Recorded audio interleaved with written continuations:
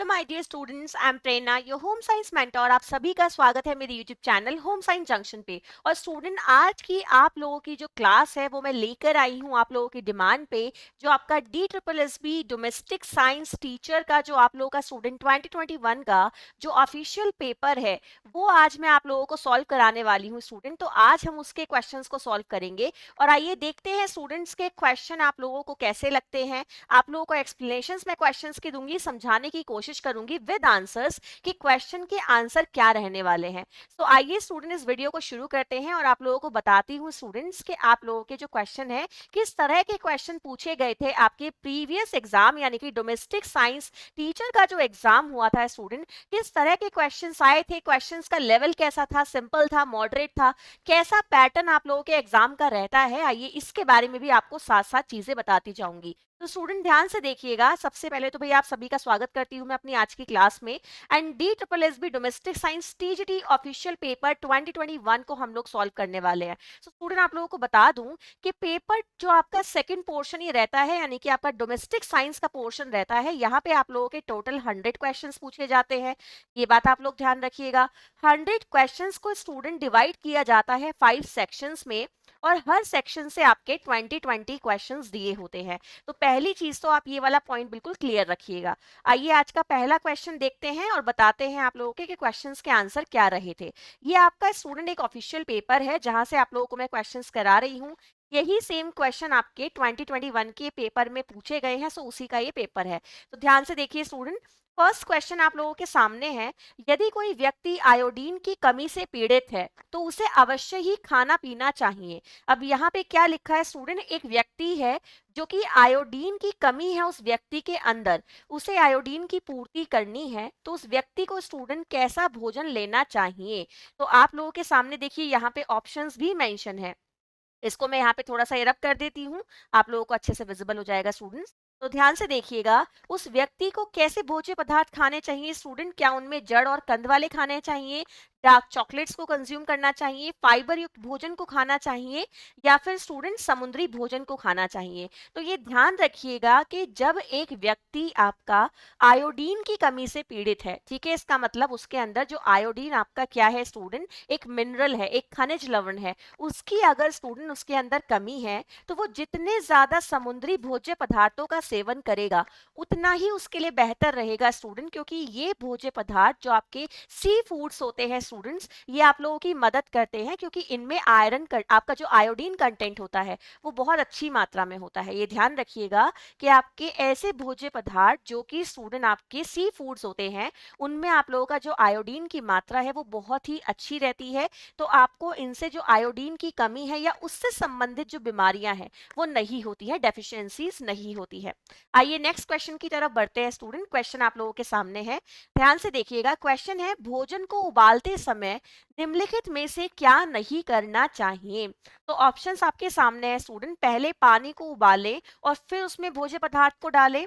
उबलने से पूर्व भोज्य पदार्थ को अच्छी तरह से साफ कर लेना चाहिए, या फिर पानी से पूरी तरह से भोज्य पदार्थ को ढकना नहीं चाहिए, हमेशा केवल 1/4 पानी डालें। भोजन को एक ऐसे बर्तन में पकाएं जिसका ढक्कन अच्छी तरह से बंद होता हो। तो स्टूडेंट इस क्वेश्चन का आंसर क्या जाएगा कि पानी को भोज्य पदार्थ में पूरी तरह से नहीं मतलब पानी से आपका जो भोज्य पदार्थ है स्टूडेंट आपको उसे पूरी तरह से नहीं ढकना है, केवल 1/4 पानी डालना है। इसका मतलब ये है कहने का कि जब भी आप कोई चीज स्टूडेंट कुक करते हैं और वो आप कैसे करते हैं, उबालने की विधि के द्वारा करते हैं, तो कभी भी आपको पूरी पानी को ऊपर तक भरना नहीं चाहिए, 1/4 पानी ही डालना चाहिए स्टूडेंट, अदरवाइज आपके न्यूट्रिएंट लॉस हो सकते हैं। तो क्वेश्चन का आंसर यहाँ पे थर्ड बन जाएगा। आइए नेक्स्ट क्वेश्चन देखते हैं स्टूडेंट। क्वेश्चन आप लोगों के सामने है। क्वेश्चन क्या कहता है भाई, की उपस्थिति में विटामिन डी का उत्पादन कर सकता है। सो विटामिन डी, पहले तो ये जान लीजिएगा कि जो आपके विटामिन होते हैं दो तरह के होते हैं स्टूडेंट्स। एक होते हैं आपकी क्लासिफिकेशन में जिनको हम कहते हैं वाटर सॉल्यूबल, ठीक है, दूसरे होते हैं स्टूडेंट हमारे फैट सॉल्यूबल। तो यहाँ पे आपको ये भी बता दूं कि जो आपके विटामिन बी कॉम्प्लेक्स होते हैं स्टूडेंट्स और आपके जो विटामिन सी है ये होते हैं आपके water soluble, and fat soluble में आता है ए, डी, ई और के, ये आपके चारों होते हैं फैट सॉल्युबल। तो आपका क्वेश्चन कहता है कि उपस्थिति में विटामिन डी का उत्पादन कर सकता है। तो ध्यान रखिएगा कि अगर धूप की उपस्थिति रहती है स्टूडेंट, तो शरीर आपका क्या कर सकता है, विटामिन डी का उत्पादन कर सकता है। विटामिन डी स्टूडेंट आपकी बॉडी में एक इनएक्टिव फॉर्म में होता है, ठीक है। और जब आप सूरज की किरणों के संपर्क में जाते हैं स्टूडेंट, आप सूरज के प्रकाश में जाते हैं, तो जैसे ही आपकी सूरज की किरणें आपकी स्किन पे पड़ती हैं, तुरंत विटामिन डी की इनएक्टिव फॉर्म एक्टिव फॉर्म में कन्वर्ट हो जाती है और आपके विटामिन डी का जो काम है वो शुरू हो जाता है, आपको बेनिफिट मिलना शुरू हो जाता है। तो विटामिन डी आपकी बॉडी में अच्छे से काम करे, अच्छे से उत्पन्न हो, उसके लिए जरूरी है कि आपको थोड़ी देर सूर्य की किरणों के कांटेक्ट में जरूर आना चाहिए। सो ऑप्शन यहाँ पर जाएगा थर्ड, आपका सही आंसर हो जाएगा। आइए नेक्स्ट क्वेश्चन देखते हैं, आप लोगों के सामने है, निम्नलिखित में से कौन सा विटामिन वसा में घुलता है। ठीक है, अभी जस्ट मैंने आपको एक क्वेश्चन में एक्सप्लेनेशन दी है जो इससे जस्ट पहला क्वेश्चन है, और देखिए आपको फिर से हेल्प मिल गई। सो विटामिन में से कौन सा विटामिन वसा में घुलनशील होता है, ये आपका क्वेश्चन है स्टूडेंट। तो यहाँ पे देखिए क्या लिखा है, विटामिन बी, ये तो जस्ट मैंने आपको अभी बताया है स्टूडेंट कि ये तो पानी में घुलता है ना। यहाँ पे विटामिन ए लिखा है, यहाँ पे डी लिखा है, यहाँ पे ए और डी लिखा है, तो ए और डी दोनों ही घुलते हैं ना। तो यहाँ पे दोनों ऑप्शन एक साथ कहाँ पे हैं, ऑप्शन नंबर थर्ड में है। तो यही स्टूडेंट आपका यहाँ पे सही आंसर हो जाएगा। आइए नेक्स्ट क्वेश्चन आपके सामने है, हमारे मसूड़े और दांतों को स्वस्थ रखने के लिए इनमें से क्या लेना चाहिए। हमारे जो टीथ हैं स्टूडेंट, उनको अगर हमें हेल्दी रखना है, गम्स को हमें हेल्दी रखना है, तो क्या चीज हमारी डाइट में होनी चाहिए जिससे हम उन्हें हेल्दी रख सके। तो आप लोगों ने पढ़ा भी है, बहुत पहले से सुना भी है कि जो आपके टीथ होते हैं, गम्स होते हैं या आपकी बोन्स होती हैं, उनको हेल्दी रखने में स्टूडेंट मदद कौन करता है, आपका कैल्शियम करता है। ठीक है, कैल्शियम हमारी जो हेल्दी टीथ होते हैं, हेल्दी बोन होते हैं, उनके लिए बहुत ज्यादा जरूरी होता है। आप लोगों को पता है कि आयरन आपके किस चीज के लिए जरूरी होता है, ब्लड के लिए जरूरी होता है। आयोडीन स्टूडेंट आपको ग्वाइटर से बचाता है। एंड जिंक आपका स्टूडेंट जो टेस्ट होता है, जो इम्यूनिटी होती है, उसके लिए रिक्वायर्ड होता है। आइए नेक्स्ट क्वेश्चन ध्यान से देखेंगे, आप लोगों के सामने है, शरीर में कम हीमोग्लोबिन बनने के पीछे एक अंतर्निहित कारण क्या हो सकता है। भाई आपके शरीर में क्या हो रहा है स्टूडेंट, हीमोग्लोबिन जो है वो आपका कम बन रहा है, तो उसके पीछे क्या कारण हो सकता है, घेंगा, रतौंधी, स्कर्वी या रक्तहीनता। भाई अगर किसी को अनीमिया है स्टूडेंट, किसी के शरीर में रक्त की कमी है, तो ऑटोमेटिकली क्या हो जाएगा, हीमोग्लोबिन लेवल आपका कम हो जाएगा। अब यहाँ पे एक बात और ध्यान रखिएगा कि जो आपका स्टूडेंट हीमोग्लोबिन है, ये शब्द आपका कैसा है स्टूडेंट, ध्यान से देख लीजिए। हीमोग्लोबिन में आपका हीम और ग्लोबिन, ये दो शब्द मिलके स्टूडेंट हमारे सामने बनता है हीमोग्लोबिन। इसमें जो ये हीम वाला पार्ट है स्टूडेंट, ये आपका कौन सा पार्ट होता है, आयरन वाला पार्ट होता है। और जो ग्लोबिन वाला पार्ट है स्टूडेंट, ये आपका प्रोटीन वाला पार्ट होता है। तो इसका मतलब क्या है कि आपके हीमोग्लोबिन के बनने में आयरन और प्रोटीन दोनों का ही योगदान रहता है, और ये एक तरीके का ट्रांसपोर्टेशन वाला प्रोटीन होता है जो आपके पूरी बॉडी में न्यूट्रिएंट को क्या करता है स्टूडेंट, ट्रांसपोर्ट करता है। ये पॉइंट आप लोगों को ध्यान रखना है।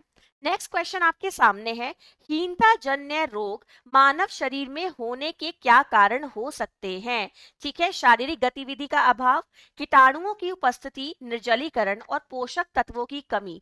तो आपको बताना है स्टूडेंट कि जो डेफिशिएंसी डिसीज होती है, ठीक है, जो आपकी क्या होती है स्टूडेंट, जो डेफिशिएंसी डिसीज होती है, उनके होने के बॉडी में क्या कारण हो सकते हैं। पोषण जनित जो आपकी बीमारियां हैं स्टूडेंट, उनके होने के क्या कारण हो सकते हैं। तो भाई जब पोषण जनित बीमारियां हैं, तो पोषक तत्वों की कमी अगर शरीर में रहेगी, तो ये बीमारियां तो ऑटोमेटिकली होंगी ही। ठीक है, तो यहाँ पे सही आंसर हो जाएगा ऑप्शन नंबर 4। आइए नेक्स्ट क्वेश्चन देखेंगे, आपके सामने है, अंकुरण से खाद्य पदार्थों के पोषक मूल्य और किस चीज में वृद्धि होती है। हम जो जर्मिनेशन करते हैं स्टूडेंट फूड में, जो आपके सीड होते हैं, उनको उनके पोषक मूल्य को बढ़ाने का एक तरीका होता है स्टूडेंट, जिसे कहा जाता है जर्मिनेशन मेथड। आपको बताना है जो जर्मिनेशन मेथड है स्टूडेंट, अगर हम खाद्य पदार्थों के पोषक मूल्य की बात करें, तो अंकुरण से किस मूल्य में वृद्धि हो जाएगी। तो आपके ऑप्शन है vitamin B, vitamin A and B, and आपकी पाचन शक्ति। तो ये ध्यान रखिएगा स्टूडेंट, जब आप किसी भी सीड का अंकुरण कर देते हैं, क्योंकि ज्यादातर जो जर्मिनेशन है स्टूडेंट वो किसका किया जाता है, बीजों का किया जाता है, आपका सीड्स का किया जाता है। तो जब आप इनका जर्मिनेशन कर देते हैं स्टूडेंट, तो इनकी डाइजेस्टिबिलिटी बढ़ जाती है, पाचनशीलता बढ़ जाती है, क्योंकि ये बिना अंकुरण के बहुत ही कॉम्प्लेक्स फॉर्म में होते हैं, जटिल रूप में होते हैं। जब हम इन्हें क्या करते हैं, भिगो कर रखते हैं काफी देर तक और इनका अंकुरण करते हैं स्टूडेंट्स, तो ये एक सिंपलर फॉर्म में कन्वर्ट हो जाते हैं और ये काफी डाइजेस्टेबल हो जाते हैं। साथ ही साथ इनके न्यूट्रिएंट में तो वृद्धि हो ही जाती है, पोषक मूल्य तो इनका बढ़ ही जाता है स्टूडेंट, बट ये काफी डाइजेस्टेबल हो जाते हैं। और साथ ही साथ जब आप किसी भी बीज को या सीड को स्टूडेंट आप क्या करके खाते हो, जर्मिनेट करके खाते हो, तो उसके अंदर क्या होता है स्टूडेंट, एक फायदा और हो जाता है कि पोषक मूल्य भी बढ़ते हैं स्टूडेंट, और जो उसके अंदर एक आपके नॉन न्यूट्रिशनल कंपाउंड होते हैं, जो हार्मफुल फैक्टर होते हैं, वो भी ऑटोमेटिकली रिड्यूस हो जाते हैं आपके, है ना। तो वो भी क्या हो जाएंगे स्टूडेंट, रिड्यूस हो जाएंगे। सो आपके लिए ये भी बेनिफिशियल रहता है। आइए नेक्स्ट क्वेश्चन आपके सामने है, ध्यान से देखते हैं। निम्नलिखित में से कौन एक ऐसे भोजन का उदाहरण है जो मनुष्यों में विटामिन ए की कमी को रोक सकता है। आपको बताना है स्टूडेंट कि अगर एक व्यक्ति के अंदर विटामिन ए की डेफिशिएंसी हो गई है, तो इनमें से वो कौन सा भोज्य पदार्थ है, अगर आप व्यक्ति को खिलाएंगे तो विटामिन ए की कमी को वो क्या करेगा, पूरा करने में मदद करेगा, यानी कि उस कमी को स्टूडेंट वो क्या कर देगा, उसकी भरपाई कर देगा और विटामिन ए की मात्रा को उसके शरीर में वो सही कर देगा। तो ऑप्शन ध्यान से देख लीजिएगा स्टूडेंट, यहाँ पे सही आंसर जाएगा पालक, क्योंकि आप जानते हैं कि पालक में क्या होता है भाई, ग्रीन लीफी वेजिटेबल्स, सो वहां पे आपको क्या मिलेगा, बीटा कैरोटीन मिलेगा। ठीक है, सो क्वेश्चन का आंसर जाएगा ऑप्शन नंबर बी। तो यहाँ पे हमारा बी आंसर सही हो जाएगा। आइए नेक्स्ट क्वेश्चन की तरफ बढ़ते हैं, आप लोगों के सामने है। मांसपेशियों के संचालन के लिए निश्चित रूप से किसकी उपस्थिति की आवश्यकता होती है। आपको बताना है स्टूडेंट कि मसल्स हमारी प्रॉपरली वर्क करती रहे, कोऑर्डिनेशन अच्छे से होता रहे, कॉन्ट्रैक्शन रिलैक्सेशन अच्छे से चलता रहे, तो उसके लिए स्टूडेंट हमें कौन सा न्यूट्रिएंट रिक्वायर्ड होगा। अब यहाँ पे एक बात का ध्यान रखिएगा कि ओमेगा 3 क्या होता है भाई, ये तो आपका एक तरीके का फैट हो गया। ठीक है, आयोडीन, आयरन एंड कैल्शियम, ये क्या है स्टूडेंट आपके, ये सारे के सारे स्टूडेंट आप लोगों के हैं खनिज लवण।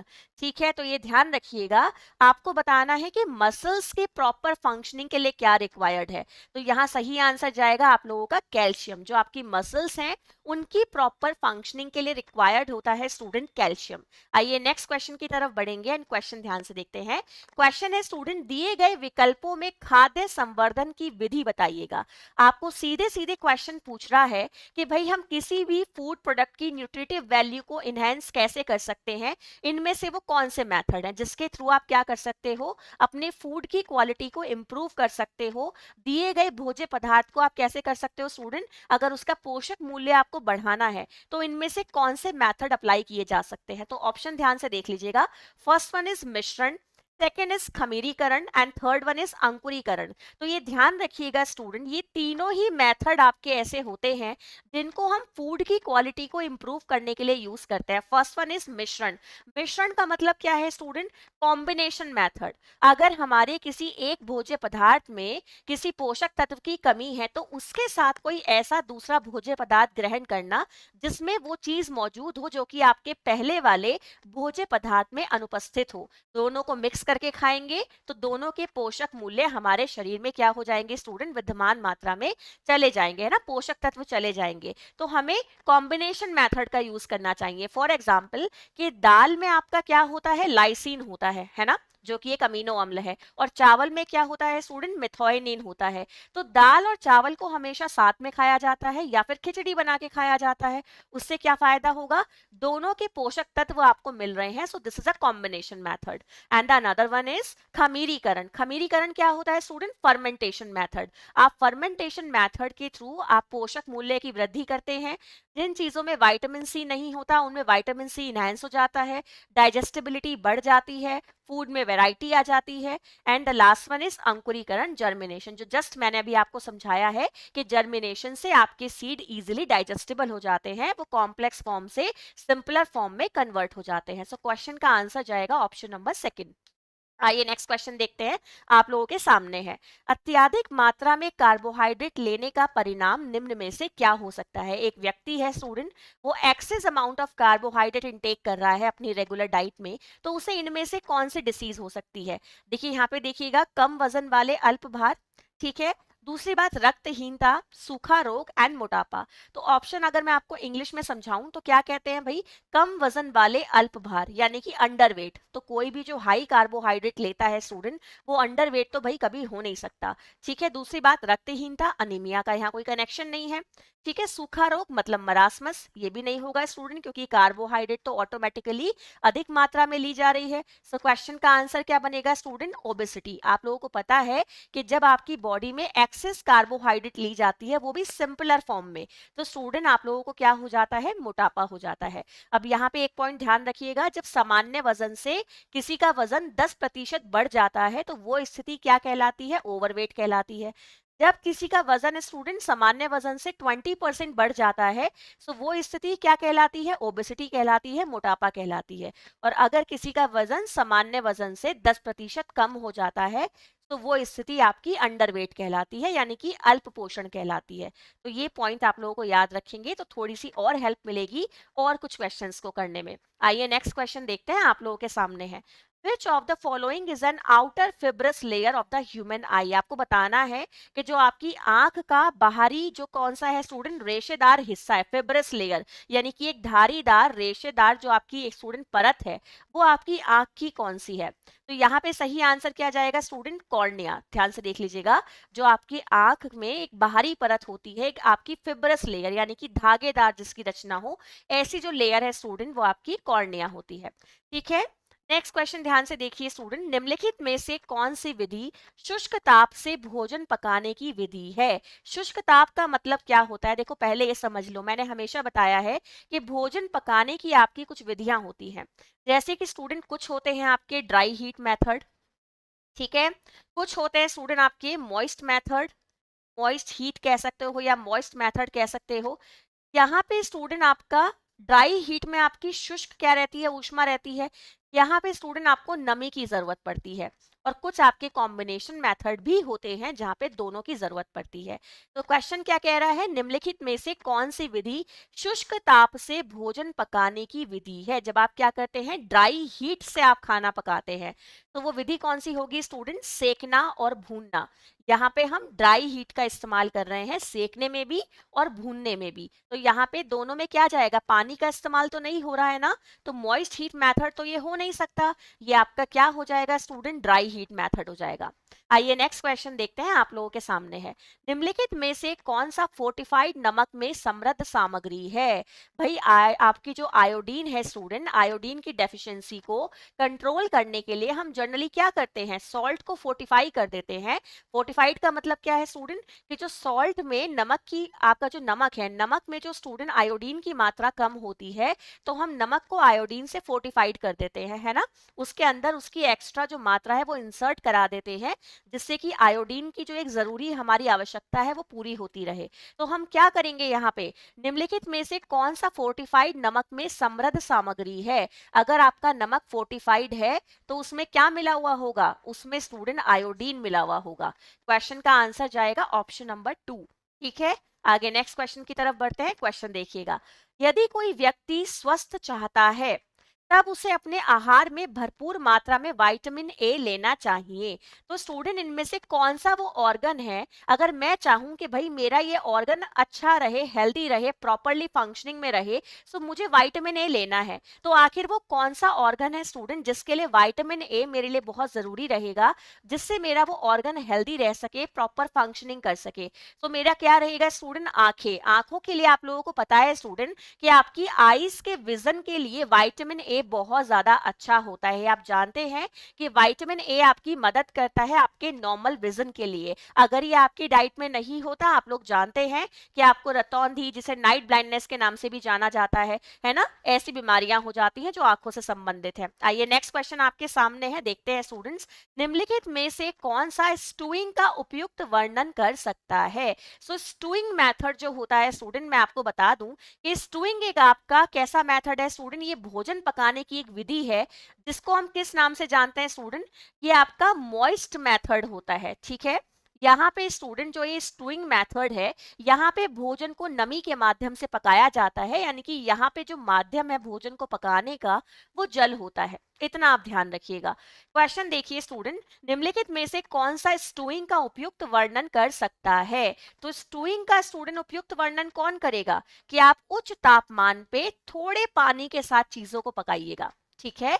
उच्च तापमान पे स्टूडेंट हमें टेम्परेचर तो हाई रखना है, पर हमें स्टूडेंट थोड़े थोड़े पानी के साथ क्या करना है? कुक करना है फूड को। तो ये हमारी क्या कहलाती है स्टूडेंट? स्टूइंग कहलाती है। आइए नेक्स्ट क्वेश्चन की तरफ बढ़ते हैं। क्वेश्चन आपके सामने है। क्वेश्चन है स्टूडेंट, वह विधि जिसमें उच्च आवृत्ति तरंगों को भोजन के माध्यम से पारित किया जाता है, जहां से पानी के अणुओं के तीव्र कंपन से गर्मी उत्पन्न होती है, वो विधि क्या कहलाती है? भाई ज्यादा हमें परेशान मत करो DSSD वालों, क्वेश्चन को शुरू में ही देख लो क्या लिखा है। आवृत्ति तरंगे लिखा है स्टूडेंट, और जहां पे तरंगों की बात हो रही है, रेडिएशन की बात हो रही है, पानी में वाइब्रेशन की बात हो रही है, तो इतना घुमा घुमा के सीधे सीधे बोलो ना कि माइक्रोवेव कुकिंग की बात हो रही है। तो जहां भी माइक्रोवेव मेथड होता है स्टूडेंट, जो फूड में आपका यूज होता है, कुकिंग होती है माइक्रोवेव के थ्रू, तो वहां पे रेडिएशंस के थ्रू आपकी कुकिंग होती है। मैं हमेशा कहती हूँ कि जो माइक्रोवेव में कुकिंग होती है स्टूडेंट, वो आपकी किसकी वजह से होती है? रेडिएशंस की वजह से होती है, ठीक है। तो यहाँ पे सही आंसर जाएगा ऑप्शन नंबर थर्ड। आइए नेक्स्ट क्वेश्चन देखते हैं, आपके सामने है। आर्द्र ऊष्मा में भोजन पकाने की 4 विधियों में से एक विधि जो अधिकतम पोषक तत्वों को संरक्षित करती है, क्या कहलाती है? भाई भोजन को पकाने का ऐसा तरीका जो है, तो आपकी एक ऐसी विधि जहां पे जल माध्यम है भोजन को पकाने का, ठीक है। वसा नहीं है, हीट नहीं है, जल के माध्यम से भोजन पकाया जा रहा है, और एक वो विधि जिसमें आपके सबसे कम पोषक तत्वों का नुकसान होगा, वो विधि बतानी है कि कौन सी है। तो स्टूडेंट सही आंसर क्या जाएगा? भाप में पकाना। क्यों भाई? भाप में पकाने से पोषक तत्व क्यों कम नष्ट होंगे स्टूडेंट? क्योंकि जब आप भाप में भोजन को पकाते हैं तो आपका फूड स्टूडेंट ऊपर से भी कवर है, और आपके जो न्यूट्रिएंट है वो अंदर ही मौजूद रहते हैं।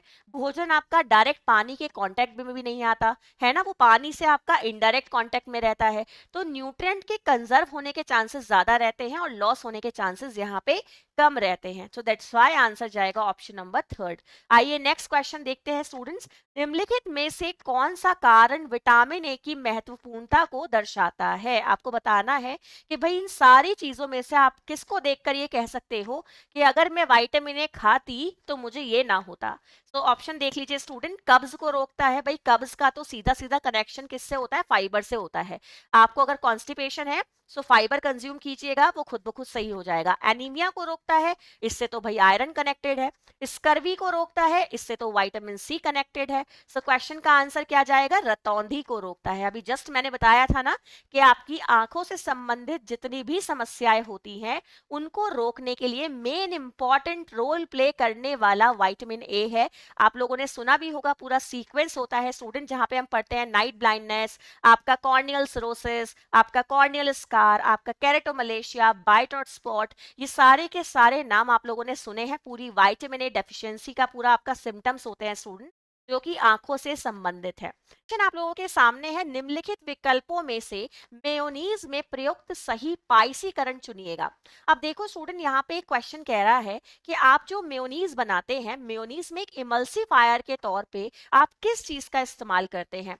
तो पहले तो हम ये जान लेते हैं कि मेयोनीज में इमल्सिफायर काम क्या करेगा। स्टूडेंट, जो मेयोनीज होती है उसका टेक्सचर काफी क्रीमी होता है, और वो एक ऐसे फॉर्म में होती है स्टूडेंट कि जब आप उसे बनाते हैं वो एक क्रीमी टेक्सचर में होती है, और उसका टेक्सचर लास्ट तक भी स्टेबल रहता है, ठीक है। वो कभी भी आपकी ग्रैन्युलर नहीं मिलेगी आपको देखने के लिए, है ना, दानेदार नहीं होती है। ऐसा नहीं होता कि मेयो लिक्विड हो जाए, जब तक आपकी वो लिक्विड फॉर्म में ही ना लाई गई हो तब तक स्टूडेंट आपकी जैसी कंसिस्टेंसी में उसको बनाया जाता है वो स्टेबल रहती है। तो आप मेयोनीज में जो आपका पाइसीकृत यूज करते हैं, इमल्सिफायर यूज करते हैं स्टूडेंट, जो कि आपका कौन होता है? लेसिथिन होता है। तो ये ध्यान रखिएगा, ये उसकी शेप को होल्ड रखने में मदद करता है, जिससे आपकी मेयोनीज जिस टेक्सचर पे बनाई जाती है वो वैसे की वैसे ही रहती है। सो क्वेश्चन का आंसर हो गया ऑप्शन नंबर थर्ड। आइए नेक्स्ट क्वेश्चन देखेंगे, आप लोगों के सामने है। क्वेश्चन है स्टूडेंट, यदि वाई 7 महीने का है तो उसके मुंह में निम्नलिखित में से कौन सा कृतंद फूटा होगा? भाई 7 महीने का बच्चा है, तो क्या निकलेगा? सबसे पहले इंसिजर निकलेगा, और वो भी कौन सा वाला? सेंट्रल इंसिजर निकलेगा, जो कि एक फ्लैट और एक क्या होता है स्टूडेंट, एक थिन दांत होता है आपका। ठीक है, और इससे आप क्या करते हैं स्टूडेंट? भोज्य पदार्थ को आपकी ये काटने में मदद करता है। ठीक है, सो क्वेश्चन का आंसर जाएगा ऑप्शन नंबर 4। आइए नेक्स्ट क्वेश्चन देखते हैं स्टूडेंट, आप लोगों के सामने है। क्वेश्चन है, निम्नलिखित में से कौन सा बंधेज टाई एंड डाई तकनीक नहीं है? तो भाई आप लोगों को बता दूं कि जो टाई एंड डाई होती है स्टूडेंट, बेसिकली वो तो एक रेजिस्टेंस प्रिंटिंग का एग्जाम्पल होता है। रेजिस्टेंस प्रिंटिंग का मतलब होता है स्टूडेंट हिंदी में अवरोधक छपाई। और ये आपकी क्या होती है? जब आप ओवरऑल पार्ट पे डिजाइन नहीं बना रहे होते, कुछ स्पेस ऐसा छोड़ देते हैं जहां पे डिजाइन आपको नहीं चाहिए होता है, उसी को अवरोधक छपाई के नाम से जाना जाता है। सो टाई एंड डाई की तकनीक नहीं है। तो देखिए, जब टाई एंड डाई की जाती है स्टूडेंट, तो आप लोग जानते हो कि हम कपड़ा लेते हैं, कपड़े को बांधते हैं, कलर में डिप करते हैं, उसको गर्म पानी में खौलाते हैं, कलर आता है, फिर खोल देते हैं जो गांठें बांधी होती है, और उसे सुखा देते हैं, डाई हो जाती है। सो बांधना तो भाई आता है टाई एंड डाई में, उसके बिना तो टाई एंड डाई हो ही नहीं सकती। गांठें बांधना, आप स्टूडेंट टाई एंड डाई है तो गिठा भी लगानी पड़ेगी, आपको पता है धागा बांधते हैं, है ना, धागा बांध के जो कलर है उसे चढ़ने से रोकते हैं। तीसरा ऑप्शन है गोला बनाना, मार्बलिंग करना। So student tie and dye में मार्बलिंग भी आती है, गोला बनाकर भी आप क्या करते हैं, जब कपड़े को डालते हैं तो एक अलग डिजाइन निकल के आता है। सो ये तीनों आपके टाई एंड डाई के ही मेथड हैं, बट क्वेश्चन में भाई हमारा एक ये तुच्छ प्राणी जिसे हम कहते हैं नहीं, ये छुपा बैठा है। सो क्वेश्चन का आंसर क्या जाएगा स्टूडेंट? बाटिक जाएगा, क्योंकि ये आपकी टाई एंड डाई की टेक्निक स्टूडेंट नहीं है। बाटिक आपकी खुद में एक अनदर मेथड है स्टूडेंट प्रिंटिंग का, जो कि ये भी स्टूडेंट एक रेजिस्टेंट प्रिंटिंग का ही मेथड है, ये ध्यान रखिएगा। बाटिक भी एक तरीके की रेजिस्टेंस प्रिंटिंग ही होती है, बट यहाँ पे डिफरेंस क्या है स्टूडेंट, कि टाई एंड डाई में आप धागे पे जो रंग को क्या करते हैं स्टूडेंट? चढ़ाते हैं, और जहां जिस एरिया पे आपको रंग नहीं चाहिए होता वहां आप धागे का इस्तेमाल करते हैं। बाटिक में स्टूडेंट धागे का रिप्लेसमेंट कौन है? मोम होता है। जहां पे आपको रंग नहीं चढ़ाना होता वहां आप मोम का इस्तेमाल करते हैं, जिससे कि जहां मोम होगा वहां पे रंग आपका नहीं चढ़ता है। चलिए आगे नेक्स्ट क्वेश्चन देखेंगे। क्वेश्चन आपके सामने है, सोकेज पिट निम्नलिखित में से किसके निपटान के लिए एक स्वच्छ विधि प्रदान करते हैं? तो स्टूडेंट मैं आप लोगों को बता दूं कि सोकेज पिट जो होते हैं स्टूडेंट, ये आपके एक तरीके के सेफ्टी टैंक्स होते हैं जो आपके इस तरह से बनाए जाते हैं। इनमें आपका क्या होता है स्टूडेंट, यहाँ पे कुछ ऐसा मटेरियल डाला जाता है जिससे कि जो भी आपका पानी है, ठीक है, पानी में जो आपका जितना भी स्टूडेंट जो अपशिष्ट होता है, जो एक गंदा पानी है, ये उसे एब्जॉर्ब कर लेते हैं। ठीक है, सो ये आपके क्या बनाए जाते हैं? एक तरीके के सेफ्टी टैंक्स होते हैं, ठीक है, जिन्हें अपशिष्ट जल को स्टोर करने के लिए, एब्जॉर्ब कराने के लिए बनाया जाता है। क्वेश्चन का आंसर जाएगा ऑप्शन नंबर 4। ध्यान से देख लीजिएगा, ये आपका जो जल का स्टूडेंट क्या होता है, एक तरीके से हम बात करते हैं ना, तो जल को शुद्धिकरण की विधियां, निपटारण की विधियां, वहां से आपका ये क्वेश्चन है। तो बेसिकली हेल्थ एंड हाइजीन का आपका ये क्वेश्चन है। नेक्स्ट क्वेश्चन देखिए आप लोगों के सामने है स्टूडेंट, खाद्य अप्रेक्षण खाद्य अपमिश्रण निवारण अधिनियम किस वर्ष में पारित किया गया था? सो स्टूडेंट इस क्वेश्चन को अगर मैं समझूं तो ये है आपका फूड अडल्ट्रेशन एक्ट, खाद्य अपमिश्रण। तो क्या बनता है स्टूडेंट? ये फूड अडल्ट्रेशन एक्ट है आपका, और ये एक बहुत बेसिक क्वेश्चन है, मिलावट अधिरोधी आपका क्या है, ये अधिनियम है। ठीक है ना, क्वेश्चन का आंसर जाएगा 1954। बहुत बेसिक क्वेश्चन है कि आपका जो फूड अडल्ट्रेशन एक्ट है वो कब आया है। मुझे लगता है रट चुका होगा अब तक आप सभी लोगों को कि 1954 में आपका फूड अडल्ट्रेशन एक्ट आया है, जो मिलावटी पदार्थ को क्या करता है स्टूडेंट? रोकने के लिए, जो भोज्य पदार्थ में होने वाली मिलावट है उसको रोकने के लिए काम करता है। ठीक है, आगे नेक्स्ट क्वेश्चन ध्यान से देखिएगा स्टूडेंट। वैसे ओवरऑल अब स्टूडेंट जो आपके सारे अधिनियम हैं, जैसे आपका एमआरटीपी हो गया, आपका स्टूडेंट ये मान लीजिए मिलावट वाला हो गया, अब ये सब स्टूडेंट जो ओवरऑल डील करने वाला है वो एफएसएसएआई है। ठीक है, पहले ये सारे अधिनियम काम करते थे, अब ओवरऑल जो काम करता है स्टूडेंट वो एफएसएसएआई करता है। नेक्स्ट क्वेश्चन देखिएगा, पोलियो का टीका पहली बार की उम्र में दिया जाता है? जो स्टूडेंट बच्चे को हम पोलियो का टीका लगाते हैं, ठीक है, जो कि एक ओरल डोज दी जाती है स्टूडेंट, वो किस उम्र में दी जाती है?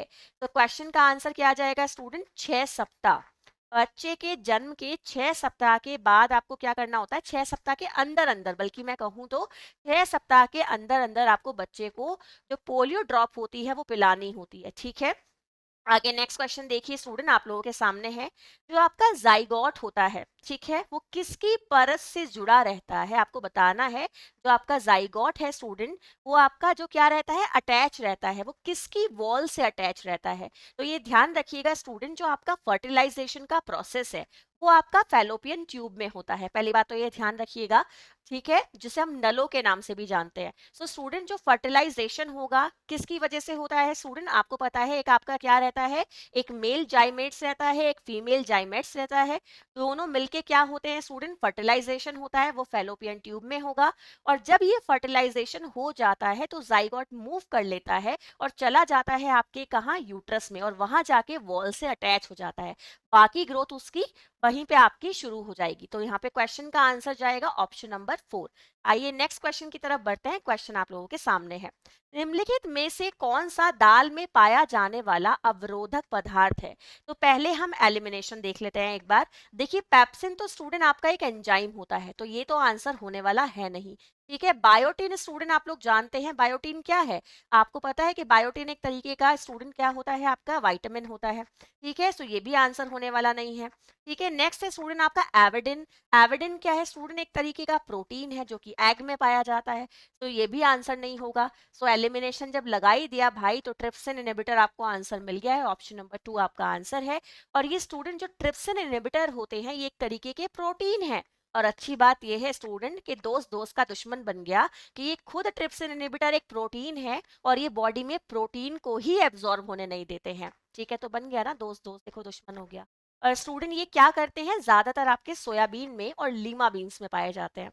आइए नेक्स्ट क्वेश्चन आपके सामने है, देखते हैं। Which of the following synthetic dyes has been banned being very harmful to human health? इनमें से कौन सी स्टूडेंट ऐसी डाई है जो कि की जाती है आपकी, और उसकी वजह से स्टूडेंट अब उसको क्या कर दिया है, उसके हार्मफुल इम्पैक्ट की वजह से, कि वो एक हानिकारक प्रभाव डालती है, और वो भी किसकी हेल्थ पे, ह्यूमन हेल्थ पे, उसको बंद कर दिया गया है, बैन कर दिया गया है। तो वो कौन सी डाई है स्टूडेंट, आपकी एजोइक डाई, जिसको हम ठंडे रंग के नाम से भी जानते हैं ना।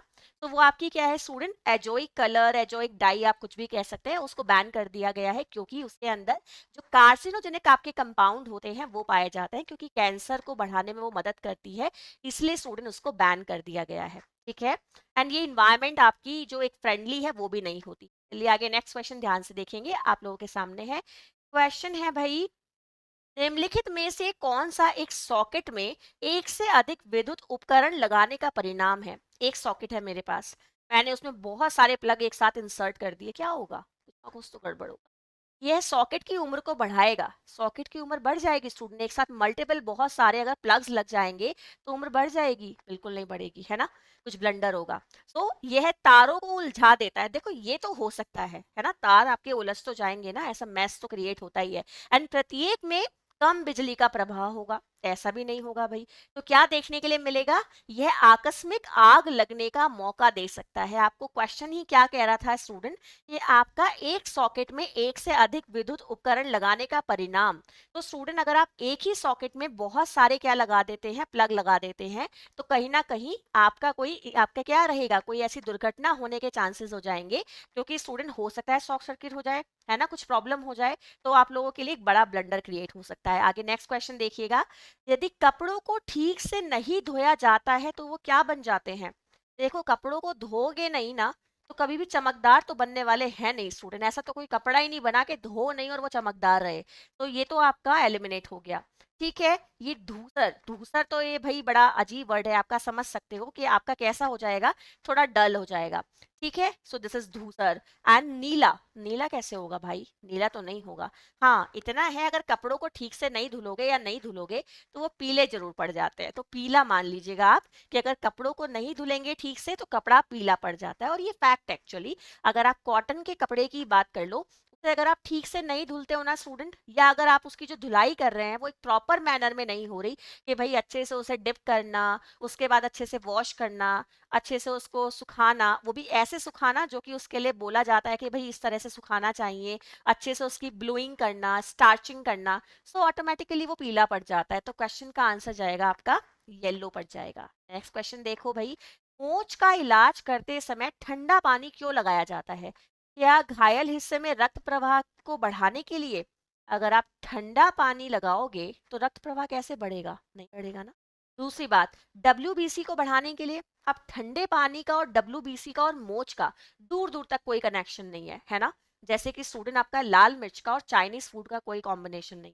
नेक्स्ट क्वेश्चन देखो, दर्द और सूजन कम करने के लिए ये पॉइंट हो सकता है ना। ठंडे पानी की पट्टी लगाते हैं ना, तो ये पॉइंट हो सकता है। शरीर का तापमान कम करने के लिए, मोच में तापमान क्या करेगा बॉडी का? फीवर थोड़ी ना है। क्वेश्चन का आंसर क्या आ जाएगा? Option number, simple. Next question देखो, क्वेश्चन है, यदि खाद्य पदार्थों की मात्रा या गुणवत्ता में कुछ जोड़कर या कुछ हटाकर बदल दिया जाए। भाई ये तो पूरा मैथ का क्वेश्चन बना दिया।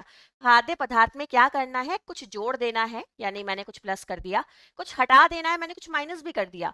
तो प्रक्रिया क्या कहलाएगी स्टूडेंट? देखो ऑपरेशन तो ये है नहीं, एडवर्टाइजमेंट तो ये बिल्कुल नहीं है, एंड आपका स्टैंडर्डाइज नंबर तो ये हो ही नहीं सकता। अब यहाँ पे एक ऑप्शन बचता है, मिलावट। क्यों? मिलावट का सीधा सीधा मतलब क्या होता है स्टूडेंट? मैंने आपको बताया भी है, कुछ मिला देना यानी कि एडिशन कर देना, कुछ रिमूव कर देना, और स्टूडेंट कुछ रिप्लेस कर देना। सो एडिशन, और आपका क्या किया जाता है स्टूडेंट? कुछ रिमूव कर देना। सो एडिशन करना, रिमूवल करना और रिप्लेस करना, ये तो मिलावट है। अगर मेरे पास स्टूडेंट क्या है, 1 किलो चावल है, उस 1 किलो चावल में मैं क्या करूँ स्टूडेंट? या तो मैं कुछ मिला दूं, तो मिला मैं क्या सकती हूँ? उसमें पत्थर मिला देती हूँ, है ना, घटिया क्वालिटी के चावल मिला देती हूँ, तो मैंने एड ऑन कर दिया, क्वालिटी खराब हो गई। या मैं क्या कर सकती हूँ स्टूडेंट? हटा सकती हूँ। मैं उसमें से 1 किलो चावल में से अच्छी क्वालिटी के 1 कटोरी चावल निकाल के उसमें क्या कर दूं स्टूडेंट? कुछ या तो पत्थर वत्थर ऐड कर दूं या फिर से घटिया क्वालिटी के चावल मिला दूं। बात तो वही है, मैंने हटाया है और या फिर ऐड किया है। अल्टीमेटली क्वालिटी तो खराब हो ही रही है, और यही क्या है स्टूडेंट? मिलावट है। नेक्स्ट क्वेश्चन देखिएगा, आपके सामने है, गैर नाश योग्य खाद्य पदार्थों की विशेषताओं का चयन कीजिएगा। अब ये गैर नाश योग्य, हाँ अच्छा, कौन से खाद्य पदार्थ होते हैं? सिंपल सी बात है, नॉन पेरिशेबल फूड की बात चल रही है स्टूडेंट। आपको पता है कि भोज्य पदार्थ आपके दो तरह के होते हैं, एक होते हैं पेरिशेबल, एक होता है नॉन पेरिशेबल। पेरिशेबल वो है जिन्हें आप ज्यादा दिन क्या नहीं कर सकते हैं? स्टोर नहीं कर सकते। जैसे कि दूध है, आपको पता है कि वो 1 या 2 दिन से ज्यादा नहीं चलेगा। अंडा है, आपको पता है कि चलो 3-4 दिन चल जाता है। दही है, 1-2 दिन से ज्यादा नहीं चलेगी। तो स्टूडेंट, जो भोज्य पदार्थ आपके लंबे समय तक स्टोर आप नहीं रख पाते हो, जो बहुत जल्दी खराब हो जाते हैं, जैसे फ्रूट्स भी बहुत जल्दी खराब हो जाते हैं, तो वो आपके क्या रहते हैं स्टूडेंट? पेरिशेबल आइटम रहते हैं। और जो आप लंबे समय तक स्टोर कर सकते हैं, वो आपके नॉन पेरिशेबल होते हैं। जैसे कि आपके अनाज, आप गेहूं को, चावल को, दालों को, है ना, तेल को, घी को लंबे समय तक के लिए स्टोर कर लेते हो, तो वो स्टूडेंट आपके नॉन पेरिशेबल फूड प्रोडक्ट्स होते हैं। तो क्वेश्चन का आंसर जाएगा, खराब होने में लंबा समय लगता है, तभी तो वो नॉन पेरिशेबल है। आइए नेक्स्ट क्वेश्चन देखते हैं, आप लोगों के सामने है। क्वेश्चन है, निम्नलिखित में से किस स्रोत से प्राकृतिक रंजक प्राप्त नहीं होते? नेचुरल डाइस किन चीजों से प्राप्त नहीं होते? बहुत सिंपल क्वेश्चन है। नहीं वाले ऑप्शन पे थोड़ा सा फोकस रख लेना स्टूडेंट। देखो, खनिज मतलब मिनरल है, तो ये तो नेचुरल होते हैं ना, मिनरल तो आपके नेचुरल होते हैं, तो ये तो आंसर होना होना है। आंसर इन द सेंस ये पॉजिटिव आंसर है। एंड सब्जियां, ये भी एक नेचुरल है, तो ये भी आपका नेचुरल डाई देगी। एंड पशु, ये भी नेचुरल है, ये भी नेचुरल डाई देंगे। तो यहाँ पे आपको क्या दिख रहा है? रासायनिक पदार्थ। भाई ये तो बनाए जाते हैं, ये प्रकृति से नहीं मिलते हैं, लेबोरेटरी में बनते हैं। तो यही आपका क्या हो जाएगा? आंसर हो जाएगा आपका कि निम्नलिखित में से किस स्रोत से प्राकृतिक रंजक प्राप्त नहीं होंगे? रासायनिक से नहीं होंगे। ठीक है, नेक्स्ट क्वेश्चन देखिए, आप लोगों के सामने है, निम्नलिखित में से कौन सा रंजक पौधों से प्राप्त नहीं होता है?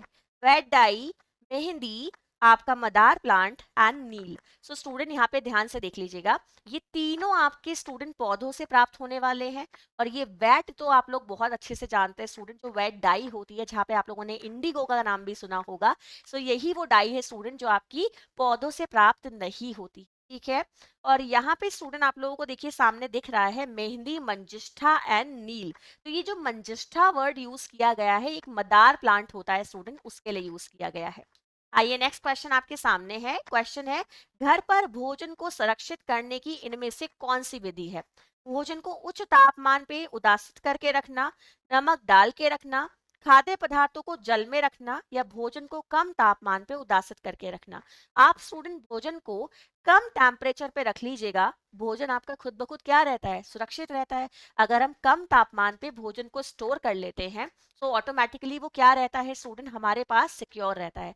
तो हम ज्यादा तापमान पे रखेंगे तो डेफिनेटली खराब हो जाएगा, रूम टेम्परेचर पे रखेंगे डेफिनेटली खराब हो जाएगा, हम उसे कम तापमान पे रखेंगे तो खराब नहीं होता है। क्वेश्चन का आंसर जाएगा ऑप्शन नंबर 4। आगे नेक्स्ट क्वेश्चन देखिएगा, आप लोगों के सामने है। क्वेश्चन है स्टूडेंट्स, गर्भवती महिला के लिए आयरन की कितनी आवश्यकता होगी। अब यहाँ तो कुछ समझाऊं ही नहीं ना, यहाँ तो सिंपल सा क्वेश्चन है, 30 mg टू 60 mg रिक्वायरमेंट पूछी है भाई, आरडीए का क्वेश्चन है रे। तो आरडीए के क्वेश्चन में क्या करना होता है, सीधे रटना होता है, समझना होता है वैल्यू को, और भाई आंसर लगा देना होता है। तो आपसे पूछा है कि एक प्रेग्नेंट लेडी की पर डे आयरन रिक्वायरमेंट कितनी होगी। तो 30 mg से 60 mg यानी कि मिलीग्राम, आपका क्या रहेगा, आंसर रहेगा 4। नेक्स्ट क्वेश्चन ध्यान से देखिएगा, चलो यहाँ पे कुछ आपको एडिशनल बातें बता देती हूँ। वो क्या है कि एक गर्भवती स्त्री को एडिशनल आयरन क्यों चाहिए। एक तो भाई बच्चा पल रहा है, बच्चे के लिए चाहिए। दूसरी बात, प्रेगनेंसी के समय पे स्टूडेंट जो ब्लड लॉस होगा उस समय पे जो एक बैलेंस रहे बॉडी में, इसलिए आपको आयरन रिक्वायरमेंट ज्यादा देनी रहती है, जिससे आयरन अगर मिलता रहेगा तो उन कॉम्प्लिकेशन से लेडी आसानी से डील कर लेगी और उसको वो कॉम्प्लिकेशन वहां पे ओवरकम्स हो जाएंगे। तो यहाँ पे आयरन हमें ज्यादा देना होता है। नेक्स्ट क्वेश्चन देखिए, निम्नलिखित में से किस उम्र में बच्चों के पहले अस्थायी दांतों का स्थायी दांतों में बदलना शुरू होता है। भाई बच्चे के, आप लोगों को पता है जो टेम्पररी टीथ होते हैं स्टूडेंट, वो कितने होते हैं, 20 होते हैं, ठीक है। तो 20 टीथ होते हैं स्टूडेंट बच्चे के, जो कि टेम्पररी टीथ है।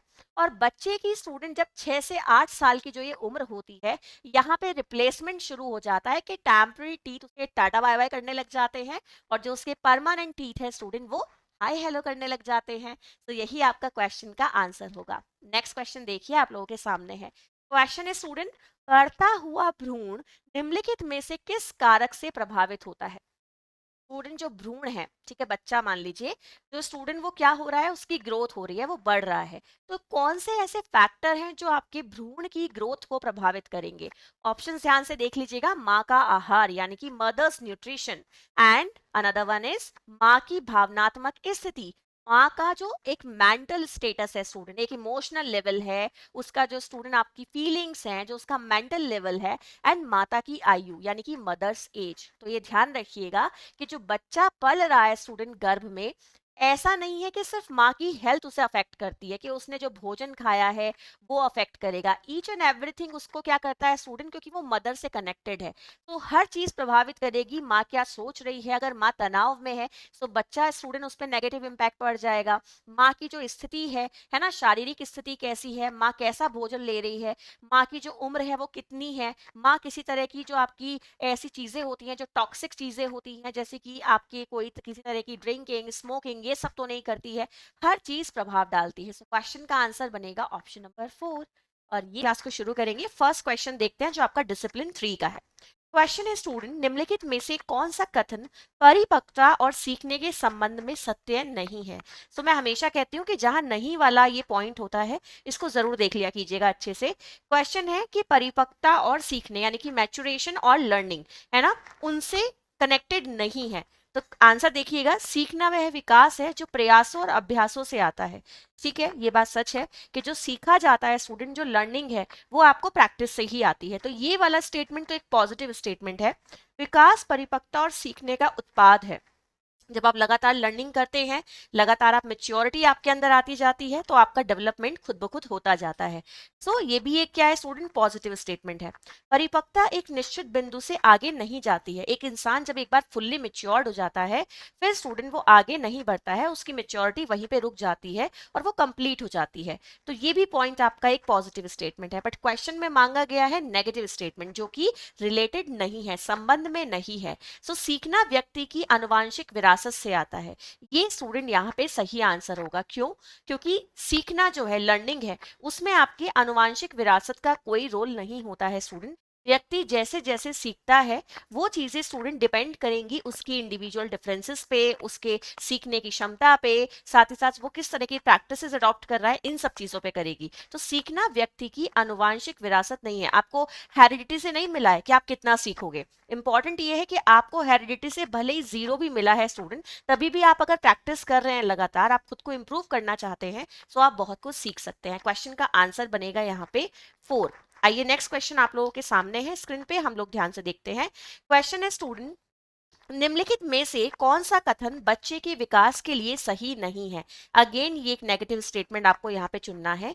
सभी प्रकार के विकास जैसे शारीरिक, मानसिक, सामाजिक और भावनात्मक एक दूसरे से संबंधित हैं। तो ये मैंने आपको पहले भी बताया है कि जो आपके डेवलपमेंट के सारे स्टूडेंट में अगर बात करती हूँ, आपके टाइप्स हैं, चाहे वो फिजिकल हो, मेंटल हो, मोटर, आपका मोटर हो, सोशल हो, है ना, कॉग्निटिव हो, सारे के सारे जो डेवलपमेंट है आपस में इंटर रिलेटेड होते हैं स्टूडेंट्स। ये मैंने आपको पहले भी बताया है कि डेवलपमेंट में क्या पाया जाता है स्टूडेंट, एक अगर मैं बात करती हूँ तो इंटर रिलेटेड पैटर्न होता है कि सभी के सभी एक दूसरे को प्रभावित करते हैं। बट हाँ, मैं हमेशा एक बात कहती हूँ कि डेवलपमेंट एक स्टेडी रेट से नहीं हो सकता, यानी कि एक फिक्स पैटर्न पे हर तरह का डेवलपमेंट उसी स्पीड से हो, ये जरूरी नहीं है। बट वो सारे आपस में एक दूसरे को प्रभावित करने वाले जरूर होते हैं, बट सबके होने की जो दर है वो एक समान कभी नहीं होती है। सभी मनुष्यों में विकास एक समान प्रतिरूप का पालन करते हैं। देखिए ये बात भी सच है।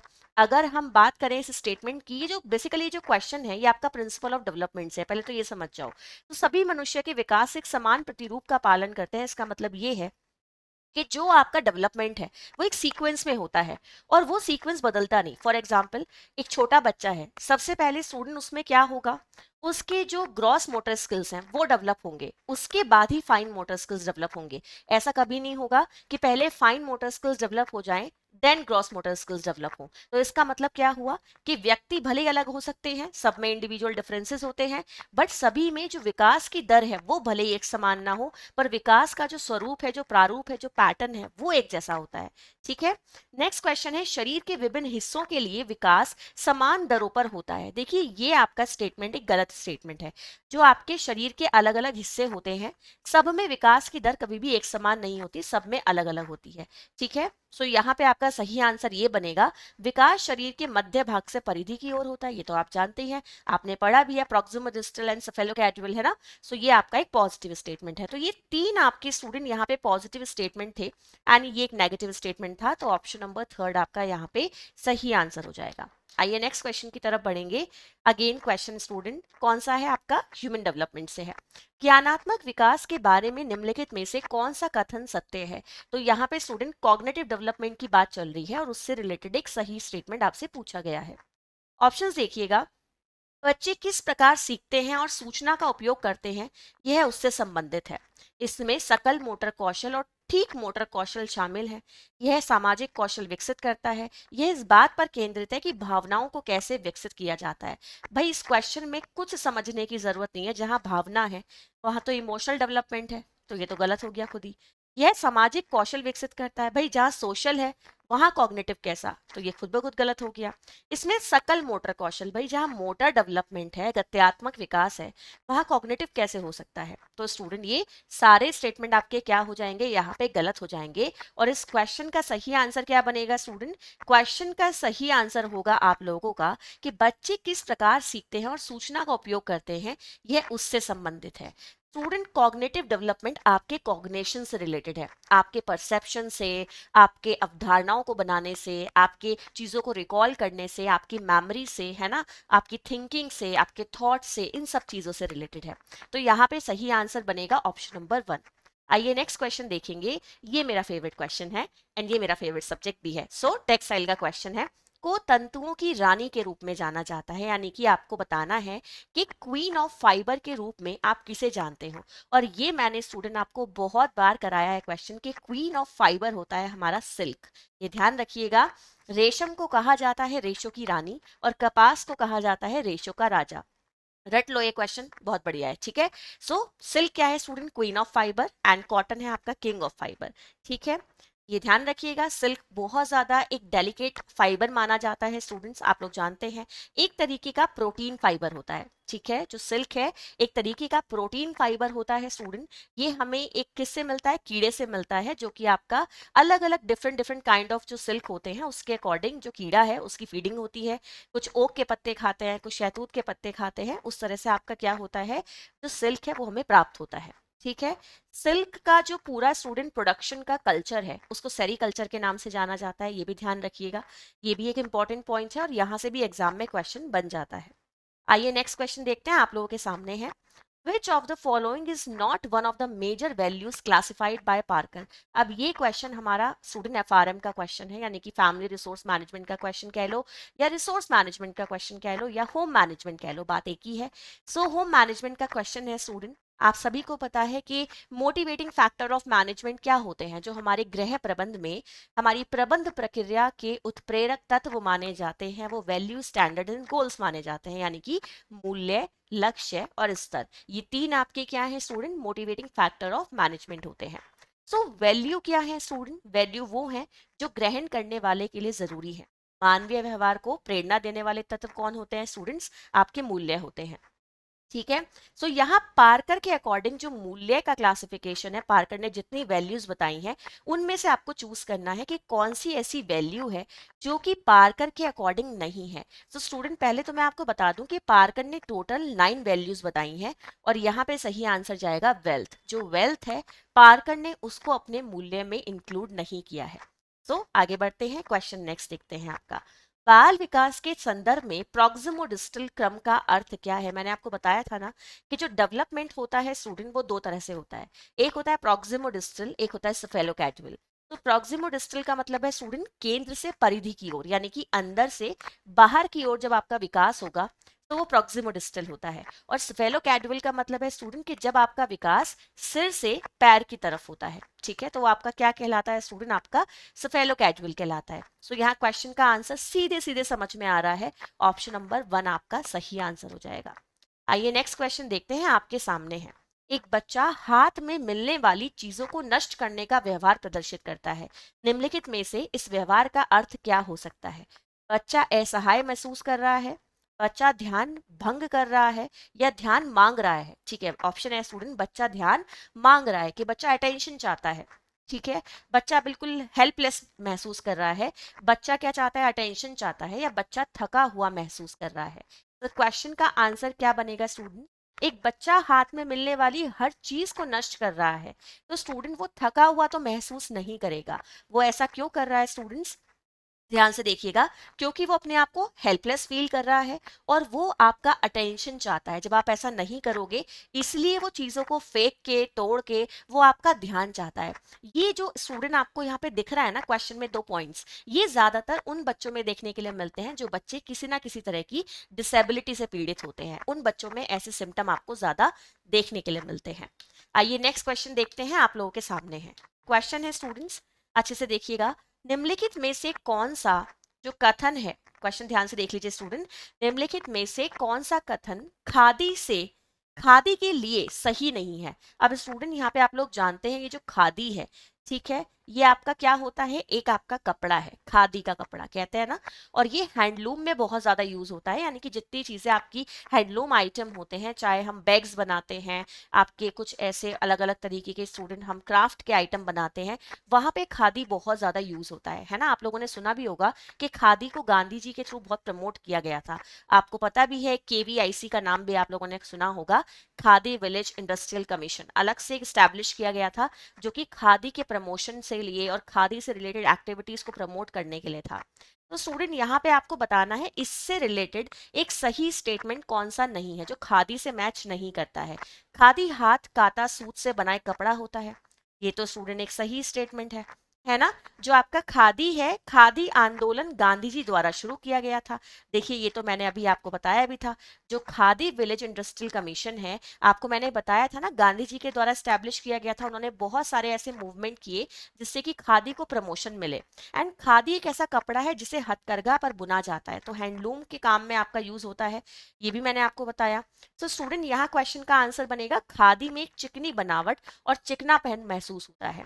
तो ये ध्यान रखिए, खादी बिल्कुल भी चिकना नहीं होता। जो खादी है स्टूडेंट, वो आपका काफी रफ टेक्सचर का होता है, वो बिल्कुल भी चिकना नहीं होता है।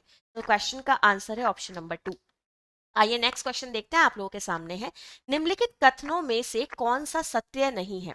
रेयॉन में सिलवटें आसानी से पड़ जाती हैं, ऊन में सिलवटें आसानी से नहीं पड़ती हैं, कपास एक ठंडा एहसास देता है, लिनन में सिलवटें आसानी से नहीं पड़ती हैं। अब आपको क्या बताना है स्टूडेंट? क्वेश्चन है कथनों में से कौन सा सही नहीं है, तो नहीं वाला स्टेटमेंट आपको चुनना है स्टूडेंट।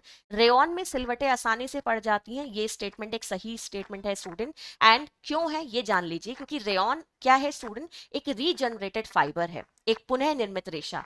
ठीक है, एक आपके, जो मैं बात करती हूँ रॉ मटेरियल यानी कि कच्चा माल, कच्चे माल के तौर पे स्टूडेंट रेयॉन के फाइबर को बनाने के लिए उसमें किसका यूज किया जाता है? कॉटन का यूज किया जाता है। तो स्टूडेंट वो ऑटोमेटिकली सिल्वरें तो आएंगी, है ना। इसको स्टूडेंट हम लोग किस नाम से भी जानते थे? आर्टिफिशियल सिल्क के नाम से भी जानते थे।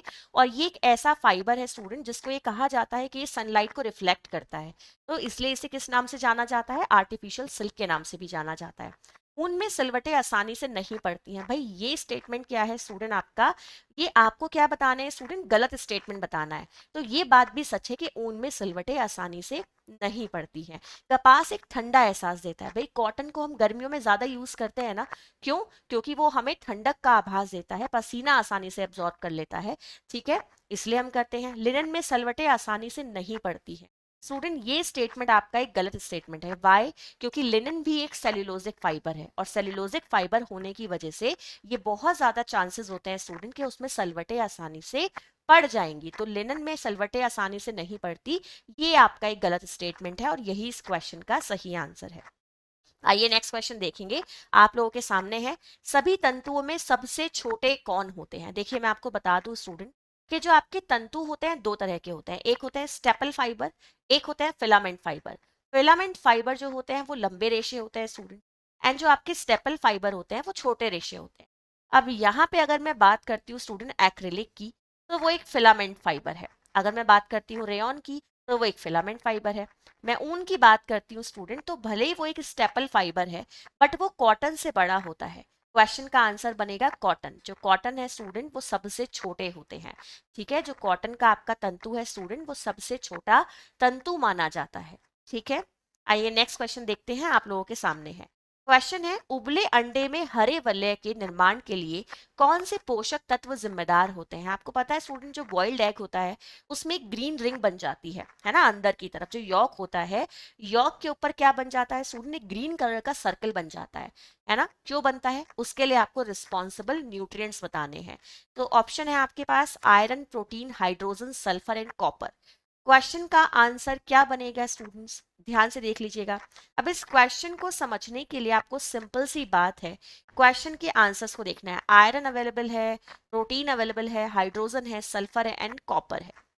सो स्टूडेंट यहाँ पे हम सबसे इंपॉर्टेंट पॉइंट क्या देखेंगे? कॉपर का इससे कोई कनेक्शन नहीं रहेगा स्टूडेंट, एंड प्रोटीन का कोई कनेक्शन नहीं रहेगा।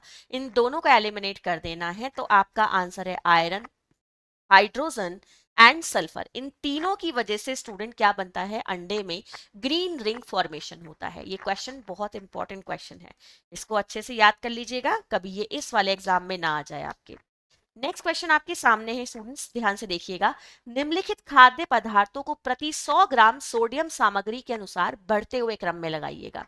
तो आपको बढ़ते हुए क्रम मतलब कम से ज्यादा की तरफ लगाना है, एंड सोडियम कंटेंट को लगाना है स्टूडेंट, सोडियम कंटेंट को ध्यान में रखते हुए पर 100 ग्राम्स में। तो यहाँ पे जो एक क्वेश्चन है स्टूडेंट, क्वेश्चन का आंसर क्या बनेगा आप लोगों का? ऑप्शन नंबर 2 आंसर हो जाएगा स्टूडेंट। सबसे पहले आप लोगों का क्या आएगा स्टूडेंट्स? पालक आएगा। तो पालक नंबर 1 पे हो गया। नंबर 2 पे हो गया स्टूडेंट केला। देन आपका क्या आएगा स्टूडेंट? थर्ड नंबर पे आएगा टमाटर। फोर्थ पे आएगा स्टूडेंट आपका तरबूज। फिफ्थ पे आएगा स्टूडेंट आप लोगों का मांस, एंड सिक्स पे आएगा आप लोगों का अंडा। सो ये सीक्वेंस हम फॉलो करेंगे सोडियम के कंटेंट के लिए। यहाँ पे ध्यान से देख लीजिएगा, ऑप्शन नंबर 2 आपका सही आंसर हो जाएगा। ठीक है, नेक्स्ट क्वेश्चन आगे बढ़ते हैं स्टूडेंट, देखिए ध्यान से। निम्नलिखित में से कौन सी भराई सिलाई फिलिंग स्टिच नहीं है? आपको बताना है इनमें से कौन सा ऐसा टाका है स्टूडेंट जो कि एक फिलिंग स्टिच नहीं होता है। तो देखो बहुत सिंपल क्वेश्चन है। अगर मैं बात करती हूँ साटन स्टिच की, तो साटन स्टिच मान लीजिए एक भरवा कढ़ाई में यूज होती है, इस तरह से पूरी पत्ती को भरती चली जाती है आपकी satin stitch. Darning stitch student again ये भी आपकी यूज होती है फुलकारी में, इसमें इस तरह के आपके बनते चले जाते हैं। ठीक है स्टूडेंट्स, तो ये भी आपकी फिलिंग स्टिच है। आपकी जो स्टेम स्टिच है स्टूडेंट, ये आपकी नहीं आती है भराई स्टिच में या भराई सिलाई में, क्योंकि ये ज्यादातर एम्ब्रॉयडरी में जब हमें तने बताने होते हैं या फिर हमें पत्तियां बनानी होती हैं, हमें डंडियां बनानी होती हैं, तो वहां पे इस तरह की स्टूडेंट ये होती जाती है जो आपकी स्टेम स्टिच होती है। तो ये आउटलाइनिंग के काम में भी यूज की जाती है। क्वेश्चन का आंसर क्या बनेगा स्टूडेंट आप लोगों का? Option number 1। आइए ध्यान से देखते हैं, नेक्स्ट क्वेश्चन आप लोगों के सामने है। निम्नलिखित में से कौन सा मानकीकरण चिन्ह सोने के आभूषणों के लिए उपयोग किया जाता है? आपको बताना है कौन सा स्टैंडर्डाइजेशन मार्क हम गोल्ड की आभूषणों पे लगाते हैं, यानी कि गोल्ड ज्वेलरीज पे लगाते हैं। तो यहाँ पे ध्यान से देख लीजिएगा स्टूडेंट, एफपीओ भाई आपका फ्रूट प्रोडक्ट से रिलेटेड है, एग मार्क आपको पता है एग्रीकल्चर से रिलेटेड है, इको मार्क आपको पता है जो इको फ्रेंडली प्रोडक्ट्स होते हैं उनसे रिलेटेड होता है। क्वेश्चन का आंसर बनेगा हॉल मार्क। ध्यान से देख लीजिएगा स्टूडेंट, जो हॉल मार्क होता है वो ज्यादातर आपका गोल्ड पे लगाया जाता है, जिससे ये पता चलता है कि जो आपका गोल्ड है वो प्योर है एंड वो सर्टिफाइड है।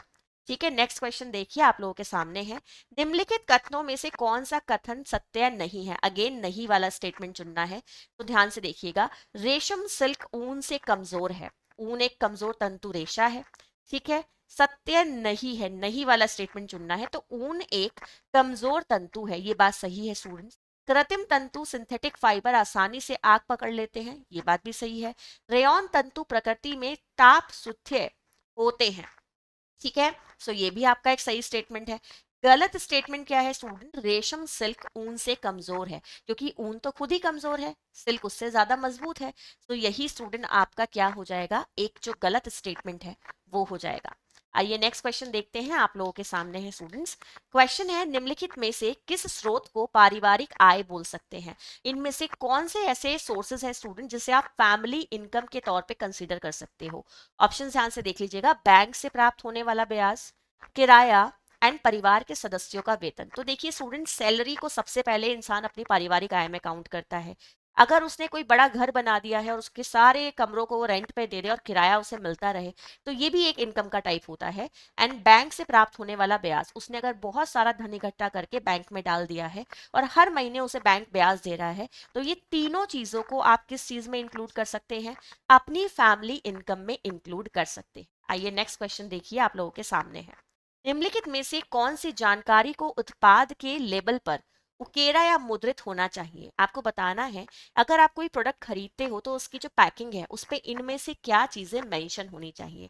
उत्पाद का नाम, गारंटी अवधि, उत्पाद की कीमत, उत्पाद के प्रयोग के लिए निर्देश, उत्पाद के प्रयोग के समय रखे जाने वाली चेतावनियां और सावधानियां। सो स्टूडेंट, बहुत जबरदस्त क्वेश्चन है। क्वेश्चन का आंसर बनेगा ऑप्शन नंबर 4। देखिए, अगर हम कोई प्रोडक्ट मार्केट से खरीदते हैं तो ये बहुत ज्यादा जरूरी है कि एक कंज्यूमर का ये राइट है कि उसे करेक्ट इंफॉर्मेशन मिलनी चाहिए किसी भी प्रोडक्ट के रिगार्डिंग जो वो खरीदना चाहता है।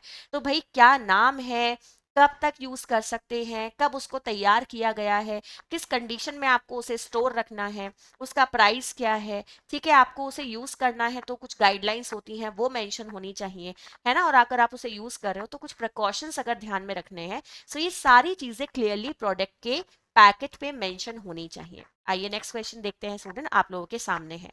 बर्निंग टेस्ट का उपयोग करके फाइबर की पहचान की जाती है।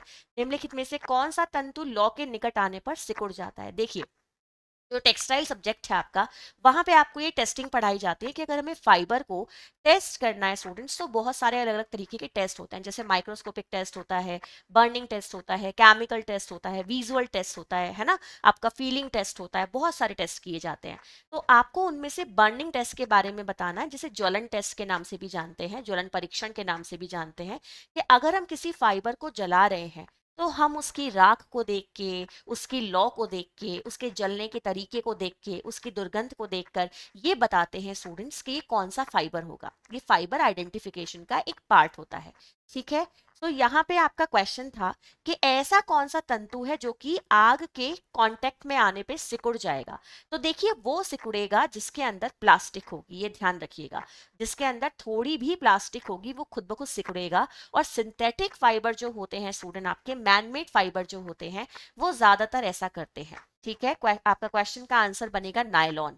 आपने कभी घर पे ना सॉक्स देखा होगा, जो सॉक्स होता है जो आप लोग पहनते हो, एक बच्चों की यूनिफॉर्म के सॉक्स आते हैं स्टूडेंट जो व्हाइट कलर के होते हैं। आप कभी उसको हल्का सा ना जलाकर देखना, वो पीछे की तरफ फोल्ड होता चला जाता है और हल्का हल्का प्लास्टिक की तरह ना चिपकने लगता है, पीछे की तरफ फोल्ड होता जाता है। तो ये उसकी क्वालिटी होती है नायलॉन की, और जो सॉक्स होते हैं उनमें नायलॉन का थ्रेड होता है। सो नायलॉन का बेस्ट एग्जाम्पल है आपके सॉक्स। एक बार ये टेस्ट जरूर करके देखिएगा घर पे, आप लोगों को खुद ब खुद पता चलेगा। आइए नेक्स्ट क्वेश्चन देखिए स्टूडेंट। राष्ट्रीय साक्षरता मिशन निम्नलिखित में से किस आयु वर्ग को लक्षित कर रहा है? सो देखो स्टूडेंट, पहले तो ये सिंपल सा क्वेश्चन है, आंसर आपको बता देती हूँ। ये जो आपका नेशनल लिटरेसी मिशन है, 15 से 35 ईयर्स के जो पीपल हैं उनको ये फोकस करता है। स्पेशली स्टूडेंट ये अडल्ट को फोकस करता है। ठीक है, 1988 में इसको शुरू किया गया था। सबसे पहले स्टूडेंट ये आपका ह्यूमन रिसोर्स डेवलपमेंट, जो आपका एक डिपार्टमेंट है, पूरा मिनिस्ट्री है ह्यूमन रिसोर्स डेवलपमेंट, उसके थ्रू स्टूडेंट ये शुरू किया गया था। बट बाद में इसको स्टूडेंट मिनिस्ट्री ऑफ जो एजुकेशन है उस पे शिफ्ट कर दिया गया है। ठीक है, अब ये मिनिस्ट्री ऑफ एजुकेशन के अंडर में आता है। इस बेसिकली इस कार्यक्रम को चलाने का जो मेन एम था वो ये था स्टूडेंट के जो अडल्ट हैं उनको ज्यादा से ज्यादा एजुकेट किया जाए वर्ल्ड वाइड, है ना, मतलब ऐसा नहीं किसी पर्टिकुलर जगह, वर्ल्ड वाइड। ठीक है, नेक्स्ट क्वेश्चन ध्यान से देखिए, आप लोगों के सामने है स्टूडेंट। क्वेश्चन है मनुष्य में कितने प्रकार के रक्त समूह पाए जाते हैं? तो देखिए बहुत सिंपल क्वेश्चन है ये। आपको बताना है कि एक ह्यूमन बीइंग में कितने ब्लड ग्रुप्स होते हैं। तो देखिए एक ह्यूमन बीइंग में स्टूडेंट आपके 4 ब्लड ग्रुप होते हैं। फर्स्ट होता है आपका ए ब्लड ग्रुप, दूसरा होता है बी ब्लड ग्रुप, तीसरा होता है student A B blood group, and होता है आपका ओ ब्लड ग्रुप। अब यहाँ पे आपको एक बात और बता देती हूँ कि ये जो ब्लड ग्रुप का क्लासिफिकेशन है ये इनमें पाए जाने वाले एंटीजन के बेसिस पे होता है। ठीक है, जिसमें स्टूडेंट एंटीजन ए पाया जाता है उसका नाम ए ब्लड ग्रुप हो जाता है। जिसमें एंटीजन बी पाया जाता है उसका नाम आपका बी ब्लड ग्रुप हो जाता है। जिसमें स्टूडेंट दोनों एंटीजन मौजूद रहते हैं ए बी और बी बी, उसका नाम ए बी ब्लड ग्रुप हो जाता है। और जिसके अंदर स्टूडेंट कोई एंटीजन नहीं होता है, यानी कि एंटीजन अनुपस्थित होता है, उसका नाम ओ ब्लड ग्रुप हो जाता है।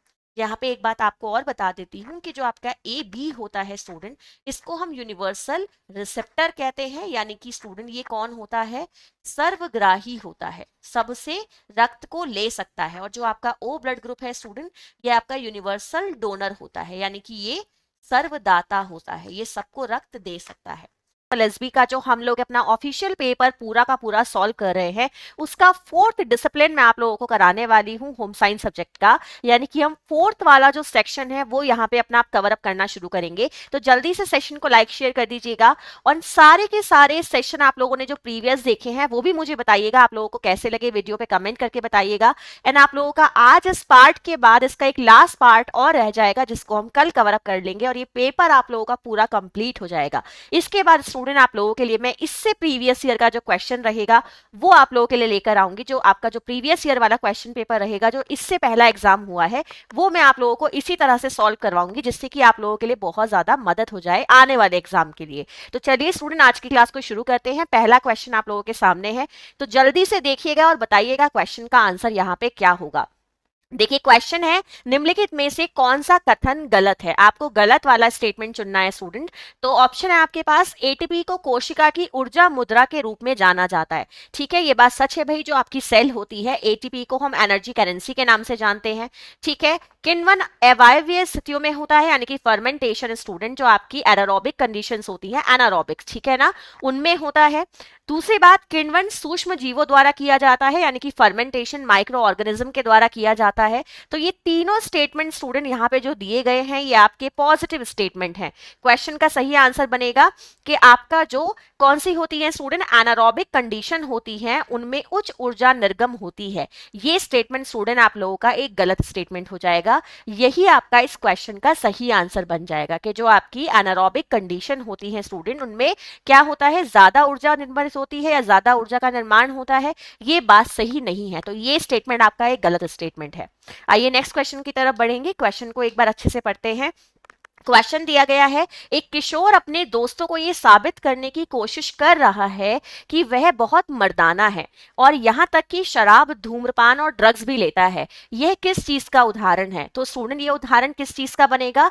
व्यक्तिगत समस्याओं का, खाने के विकार का, सहकर्मी दबाव का और सामाजिक समस्याओं का। तो बिल्कुल सीधा सीधा क्वेश्चन है स्टूडेंट कि अगर एक एडोलसेंट वाली एज का बच्चा कुछ ऐसी चीजें करना चाहता है जो उसके जोन की नहीं है, बट वो उन्हें एक्सेप्टेंस के लिए चाहता है करना, कि जिस ग्रुप का वो मेंबर बनना चाहता है उस ग्रुप में उसे इन्वॉल्व कर लिया जाए, तो ये क्या कहलाता है स्टूडेंट? आपका पीयर प्रेशर का एग्जाम्पल कहलाएगा। सो यहाँ पे ऑप्शन नंबर थर्ड आप लोगों का सही आंसर हो जाएगा। आइए नेक्स्ट क्वेश्चन की तरफ बढ़ते हैं। क्वेश्चन आप लोगों के सामने है, निम्नलिखित अपशिष्ट पदार्थों पर विचार कीजिएगा। स्टूडेंट ये जो यहाँ पे आपको मेंशन किए गए हैं ये सारे के सारे वेस्ट प्रोडक्ट हैं आप लोगों के, और आपको इन वेस्ट में से बताना है कि कौन सा बायोडिग्रेडेबल है। ठीक है, ऑप्शन है आपके पास, आपका ह्यूमन वेस्ट, आपका प्लास्टिक एंड फूड वेस्ट। ये आप लोगों के पास ऑप्शन में है स्टूडेंट, एंड आपको बायोडिग्रेडेबल यहाँ पे चुनना है। तो क्वेश्चन का आंसर क्या बनेगा? मानव अपशिष्ट और खाद्य अपशिष्ट, ये दोनों प्रकृति में पूरी तरीके से क्या हो जाते हैं? विलीन हो जाते हैं। तो यही आपके बायोडिग्रेडेबल यहाँ पर सही आंसर हो जाएगा, ऑप्शन नंबर 1 एंड 3। आइए नेक्स्ट क्वेश्चन देखेंगे। आप लोगों के सामने मेंशन है, क्वेश्चन दिया गया है स्टूडेंट, निम्नलिखित में से कौन सी सामग्री धागों या कपड़ों को सख्त करने की प्रक्रिया है? यहाँ पे स्टूडेंट जो ये चारों नेम आप लोगों के सामने दिए गए हैं, ये नेम आपकी परिसज्जाओं के हैं। टेंटरिंग, कैलेंडरिंग, मर्चराइजिंग एंड आपका साइजिंग, ये सारी की सारी स्टूडेंट फिनिशिंग होती हैं जो कपड़े पर की जाती हैं। ठीक है, टेंटरिंग को हम क्यों इस्तेमाल करते हैं स्टूडेंट? कि जब हम कपड़े की प्रोसेसिंग कर रहे होते हैं तो कपड़ा अपने एक्चुअल साइज से थोड़ा बहुत सिकुड़ जाता है या उसका जो डायमेंशन है वो गलत हो जाता है, उसको वापस उसकी शेप में लाने के लिए टेंटरिंग की जाती है। एंड कैलेंडरिंग हम क्यों करते हैं? कपड़े में चमक लाने के लिए, चिकनापन लाने के लिए आपकी कैलेंडरिंग की जाती है ना, एक तरीके की प्रेसिंग होती है। मर्चराइजेशन क्यों किया जाता है स्टूडेंट? ये कॉटन में किया जाता है, लिनन में किया जाता है, जिससे कि कॉटन एंड लिनन को जब डाई किया जाए तो वो कलर को अच्छे से एब्जॉर्ब कर ले। सो क्वेश्चन का आंसर क्या बनेगा? साइजिंग। जो साइजिंग परिसज्जा है वो कपड़ों को सख्त बनाने के लिए, स्टिफ बनाने के लिए की जाती है। ठीक है, आइए नेक्स्ट क्वेश्चन देखते हैं, आप लोगों के सामने है। क्वेश्चन दिया गया है, किन चीजों को व्यय योजना बनाते वक्त ध्यान में नहीं रखना चाहिए? ऑप्शन ध्यान से देख लीजिएगा।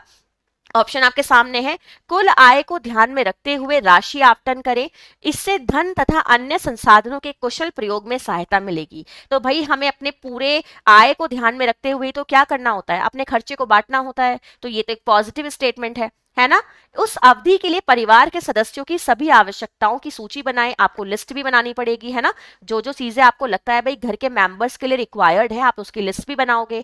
अपनी जरूरतों को प्राथमिकता ना दें। भाई अगर हम क्या कर रहे हैं, व्यय योजना बना रहे हैं, तो अपनी जरूरतों को ध्यान नहीं देंगे तो किसके लिए व्यय योजना बनाएंगे? यही आप लोगों का यहाँ पे सही आंसर हो जाएगा। बाकी तीनों आप लोगों के स्टूडेंट पॉजिटिव स्टेटमेंट है, यही एक नेगेटिव स्टेटमेंट है। उस अवधि के लिए अपने पास उपलब्ध आय तथा सुविधाओं को ध्यान में रखें जिसे अवधि के लिए व्यय योजना बनानी है। तो बाकी तीनों ऑप्शन पॉजिटिव हैं, जो कि जरूरी है कि एक व्यय योजना में होने चाहिए, बट ये ऑप्शन नहीं होना चाहिए। आइए नेक्स्ट क्वेश्चन की तरफ बढ़ते हैं। क्वेश्चन आपके सामने है, which of the following is a best type kitchen since it has optimum work triangle? So student आपको बताना है कि जो भाई रसोई में ऐसे करके जो वर्क ट्रायंगल बनता है, जो कि आपका जो वॉश बेसिन होती है यानी कि सिंक होती है, आपका जो रेफ्रिजरेटर होता है, ठीक है, सिंक, रेफ्रिजरेटर और आपका जो कुकिंग स्पेस होता है, उनके बीच में जो वर्क ट्रायंगल बनता है वो किस तरह की किचन में सबसे बढ़िया बनेगा? तो स्टूडेंट यहाँ पे आप लोगों का जो सही आंसर जाएगा वो क्या होगा स्टूडेंट? आपकी एल शेप किचन। ध्यान से देखिएगा, इस तरह की आपकी एल शेप किचन होती है स्टूडेंट। तो यहाँ पे आपका मान लीजिए जो आपका क्या है, आपका जो सिंक वाला एरिया है, ये आप लोगों का स्टूडेंट यहाँ पे पूरा कुकिंग स्पेस हो गया, या ये कुकिंग स्पेस हो गया, यहाँ पे सिंक हो गई, यहाँ पे आपका रेफ्रिजरेटर है। तो सबसे बढ़िया जो वर्क ट्रायंगल बनेगा वो यहीं पे बनेगा। तो सही आंसर हो जाएगा आपका ऑप्शन नंबर 4। आइए नेक्स्ट क्वेश्चन देखते हैं स्टूडेंट, निम्नलिखित में से कौन सा कथन गलत है? आपको गलत स्टेटमेंट चुनना है। तो लिनन पर पेंट दाग धोने के लिए मिट्टी के तेल या तारपीन का उपयोग किया जाता है। भाई ये बात सच है ना, हमें पेंट के दाग छुड़ाने हैं तो तारपीन का तेल या मिट्टी का तेल यूज करेंगे। सो ये एक पॉजिटिव स्टेटमेंट है। लिनन पर खून के धब्बे धोने के लिए ठंडे पानी या नमक या बोरेक्स समाधान का उपयोग किया जा सकता है। तो ये बात भी सच है कि अगर आपके जो दाग धब्बे हैं, अगर वो एनिमल स्टेन है या फिर मान लीजिए प्रोटीन स्टेन है, तो आप क्या करते हो स्टूडेंट? आप ठंडे पानी का यूज करते हो, गर्म पानी का यूज आप नहीं करते हो। तो ये भी एक एक पॉजिटिव स्टेटमेंट है। लिनन पर कॉफी दाग धोने के लिए गर्म पानी या हाइड्रोजन पेरोक्साइड जो ब्लीच है आप उसका यूज कर सकते हैं, तो ये भी एक पॉजिटिव स्टेटमेंट है। आपका गलत स्टेटमेंट क्या जाएगा, लिनन पर स्याही दाग धोने के लिए ग्लिसरीन या बेंजीन का उपयोग किया जाता है, ये आप लोगों का एक नेगेटिव स्टेटमेंट हो जाएगा। आइए नेक्स्ट क्वेश्चन की तरफ बढ़ते हैं। क्वेश्चन आपके सामने है, निम्नलिखित में से कौन पीएम प्रोटीन ऊर्जा कुपोषण का एक रूप नहीं है। क्वेश्चन बड़ा अच्छा है, तो ध्यान से देखिएगा स्टूडेंट। जो आपका पीएम बीमारी होती है जिसे प्रोटीन एनर्जी माल न्यूट्रिशन के नाम से भी जाना जाता है, ये एक डेफिशिएंसी होती है जो कि प्रोटीन और ऊर्जा की कमी की वजह से बच्चे में देखी जाती है। ज्यादातर बच्चों में ये बीमारी होती है स्टूडेंट्स, एंड इसको आप ये मान के चलिएगा एक बहुत बड़े लेवल की न्यूट्रिशनल डेफिशिएंसी है जो कि भारत में ज्यादातर बच्चों में देखने के लिए मिलती है। आपका यहाँ पे बताना है जो प्रोटीन ऊर्जा का रूप नहीं है, जो पीएम का रूप नहीं है, वो ऑप्शन हमें सेलेक्ट करना है। तो क्वेश्चन कर आप लोग जानते हैं कि प्रोटीन ऊर्जा का आपका रूप होता है, इसमें बच्चे के अंदर क्या हो जाता है, ओडीमा भी देखा जाता है ना। दूसरा स्टूडेंट पोषाहार, बौनापन या स्टंटिंग, आपकी एज के अकॉर्डिंग हाइट का कम होना, बौनापन होना, भाई ये भी रूप आपका पीएम का होता है। एंड मरासमस जो सूखा रोग है, ये भी आपका किसका होता है स्टूडेंट, पीएम का ही रूप होता है। यहाँ पे जो आपका मरासमस वाला पॉइंट है, बच्चा बहुत सूख जाता है, उसकी पूरी जो मतलब पसलियां हैं वो सब दिखने लग जाती हैं, क्वाशियोकर में बच्चे के ऊपर जलीय सूजन आ जाती है। और आपका जो ऑप्शन यहाँ पे सही जाएगा वो होगा ऑस्टियोपोरोसिस, क्योंकि स्टूडेंट जो आपका ऑस्टियोपोरोसिस है जिसको हम कहते हैं ना पोरस बोन, हड्डियों में छेद हो जाना, खोखली हो जाना, ये स्टूडेंट आपका किससे रिलेटेड है, vitamin D, calcium, phosphorus deficiency से रिलेटेड है। सो ये आपका आंसर यहाँ पे नहीं होगा, मतलब यही आंसर जाएगा क्योंकि ये सही ऑप्शन नहीं है।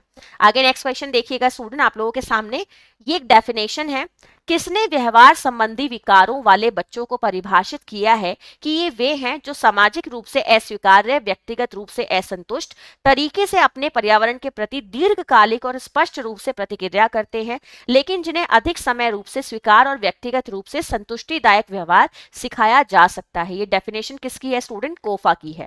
ध्यान से देख लीजिएगा, ये डेफिनेशन किन्होंने दी है, कोफा ने दी है। आप लोगों को बस ये याद रखना है। नेक्स्ट क्वेश्चन आपके सामने है, वह विकल्प चुनिए जो गलत सुमेलित है। आपके पास ऑप्शन है vitamin B one, vitamin B two, vitamin C and vitamin बी6। तो बी1 का स्टूडेंट साइंटिफिक नेम थायमिन होता है, ये बात तो बिल्कुल सच है, ये एक पॉजिटिव स्टेटमेंट है। बी2 का साइंटिफिक नेम राइबोफ्लेविन होता है, ये भी एक पॉजिटिव स्टेटमेंट है, ये भी सही है। और आप लोगों का विटामिन सी नियासिन यहाँ पे लिखा है स्टूडेंट, जबकि ये एक गलत स्टेटमेंट है, तो यही हमारा सही आंसर होगा, क्योंकि विटामिन सी का साइंटिफिक नेम एस्कॉर्बिक एसिड होता है। और जो आपका नियासिन है स्टूडेंट, नियासिन आपका किसका नेम होता है, विटामिन बी3 का नेम होता है, जिसे निकोटिनामाइड के नाम से भी जाना जाता है। विटामिन बी6 पायरिडॉक्सिन, ये भी एक सही स्टेटमेंट है। आइए नेक्स्ट क्वेश्चन देखते हैं आप लोगों के सामने है।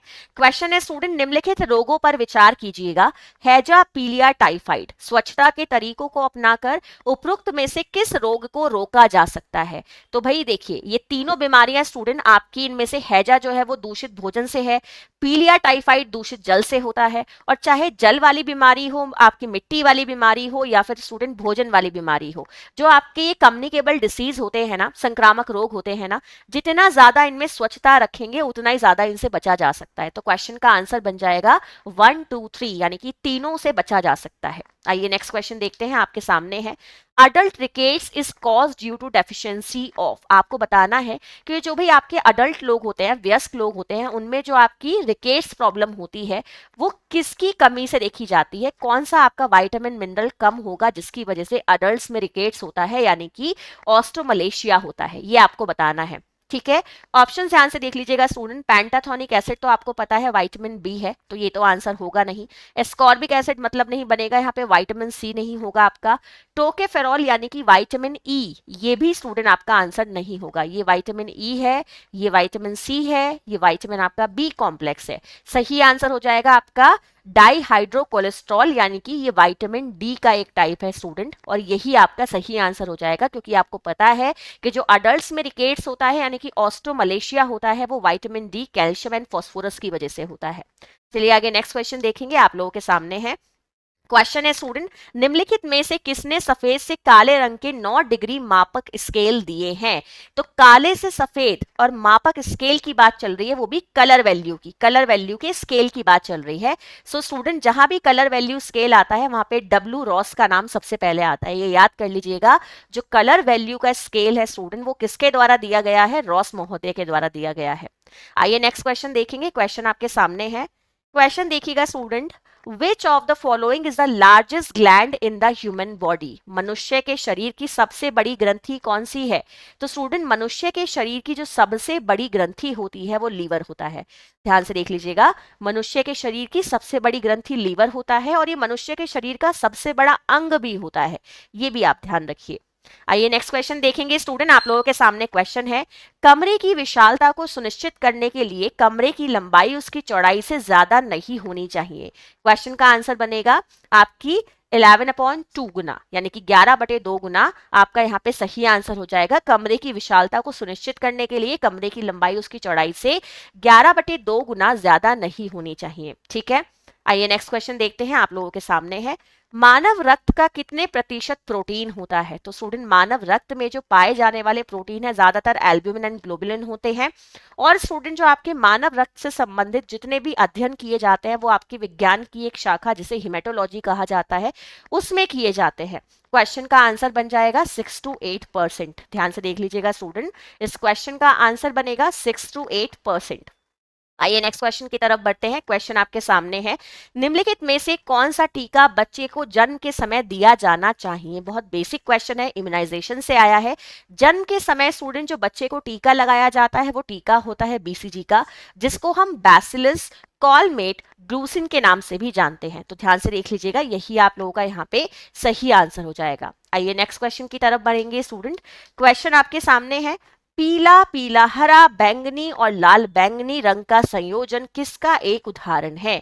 पीला और पीला हरा यानी कि आपके पास पास हो गए, बैंगनी और लाल बैंगनी, इन दोनों का जो संयोजक करके स्टूडेंट एक कलर स्कीम बनेगी, वो कलर स्कीम कौन सी हो सकती है? तो देखिए स्टूडेंट, यहाँ पे आपका सही आंसर जाएगा डबल कॉम्प्लीमेंट्री कलर स्कीम।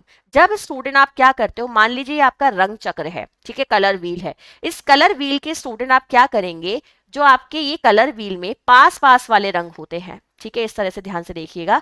मान लीजिए आपका कलर व्हील है, तो स्टूडेंट जब हम कलर व्हील में ये दोनों रंग और ये दोनों रंग यानी कि दो अपोजिट रंग जो पास पास में आते हों उनकी एक साथ रंग योजना बनाते हैं, वो डबल कॉम्प्लीमेंट्री कलर स्कीम हो जाती है। जब हम उसे सिंगल रंग के साथ बनाते हैं तो वो एक कॉम्प्लीमेंट्री कलर स्कीम रहती है, पर जब हम रंग चक्र के दो विपरीत रंगों का इस्तेमाल करेंगे जो आमने सामने होते हैं और पास पास होते हैं, उन विपरीत रंगों का इस्तेमाल करेंगे तो आपकी डबल कॉम्प्लीमेंट्री कलर स्कीम हो जाएगी। ठीक है, आइए नेक्स्ट क्वेश्चन देखते हैं, आपके सामने है, हवा लगाना का प्रयोग कपड़ों में किस प्रकार के काम में आता है? आप कपड़ों में एयरिंग अगर करते हो तो वो किस चीज के लिए यूजफुल है? तो स्टूडेंट बिल्कुल सिंपल क्वेश्चन है, देखिएगा, कपड़ों में आने वाली दुर्गंध को दूर करने के लिए। आपको पता है कि अगर कपड़ों को हम बहुत टाइम तक कहीं पे स्टोर करके रखते हैं, बंद करके रख देते हैं, जैसे कि अब विंटर जाने वाला है तो हम अपने जो हमारे कपड़े रखेंगे विंटर के इस बार, वो हमें अगले विंटर में पहनने होंगे, तो अगर हम उनको धूप दिखा देते हैं तो क्या होता है स्टूडेंट, उनके अंदर जो स्मेल होती है वो चली जाती है। तो आप क्या करते हो, कपड़ों में आने वाली दुर्गंध को दूर करने के लिए उनमें एयरिंग का प्रोसेस करते हो। ठीक है, नेक्स्ट क्वेश्चन देखिए, आप लोगों के सामने स्टूडेंट्स, निम्नलिखित रंगों पर विचार कीजिएगा, उपयुक्त में से कौन सा द्वितीयक रंग है? आपको यहाँ पे सेकेंडरी कलर को चुनना है। ऑप्शन है आपके सामने येलो, बैंगनी और नारंगी। ठीक है, आप लोगों को इनमें से बताना है कि भाई आपका कौन सा द्वितीयक रंग है। तो स्टूडेंट आपको पता है जो लाल, पीला, नीला होता है ये प्राइमरी कलर होता है, तो हमने पीले वाले ऑप्शन को एलिमिनेट कर दिया। अब जो हमारे पास में दो ऑप्शन बच रहे हैं वही आंसर होगा, यानी कि सेकंड और थर्ड आप लोगों का आंसर यहाँ पे हो जाएगा। 20 क्वेश्चंस को करने के बाद स्टूडेंट आपका ये पूरा पेपर कंप्लीट हो जाएगा और आप चाहे तो इसका खुद से भी एनालिसिस कर सकते हैं। स्टूडेंट इस क्वेश्चन की आपकी जो पीडीएफ है, इसकी आंसर की है, वो आप लोगों को मैं टेलीग्राम पे प्रोवाइड कर दूंगी, आप लोग मेरे साथ वहां भी जुड़ सकते हैं। चेक कीजिएगा टेलीग्राम पे, होम साइंस एजुकेशन बाय प्रेरणा वर्मा। सो आप लोगों को मेरा यहाँ पर चैनल मिल जाएगा, वहां पे आप लोगों को ये सारी पीडीएफ में अवेलेबल करा दूंगी, जिससे आप लोग अपना एक बार सेल्फ इवेल्युएशन खुद से भी करके देख सके। तो चलिएगा स्टूडेंट आगे बढ़ेंगे और आज का पहला क्वेश्चन देखते हैं, आप लोगों के सामने है, प्रोटीन चयापचय का परिणाम में नहीं होता है। आपको बताना है कि जब प्रोटीन का मेटाबॉलिज्म होता है तो उसके दौरान आपका क्या चीज इनमें से निर्मित नहीं होगी। तो स्टूडेंट ऑप्शंस को ध्यान से देख लीजिएगा। देखिए प्रोटीन का जब भी मेटाबॉलिज्म होता है तो यूरिक एसिड भी बनता है स्टूडेंट, अमोनिया भी बनता है एंड यूरिया भी बनता है, ये आप लोग जानते हैं। क्वेश्चन का सही आंसर बनेगा एसिटिक एसिड, क्योंकि ये नहीं बनता। एसिटिक एसिड पता है ना क्या होता है, सिरका, तो वो नहीं बनेगा स्टूडेंट। बाकी रिमेनिंग ऑप्शंस आप लोगों के सही हैं, ये ऑप्शन आपका गलत है, इसलिए आपका सही आंसर यही होगा, क्योंकि क्वेश्चन में नहीं मेंशन है। आगे क्वेश्चन देखिए स्टूडेंट, आप लोगों के सामने है नेक्स्ट क्वेश्चन। क्वेश्चन दिया हुआ है निम्नलिखित में से मानव शरीर के किस अंग में बोमन कैप्सूल संबंधित होता है।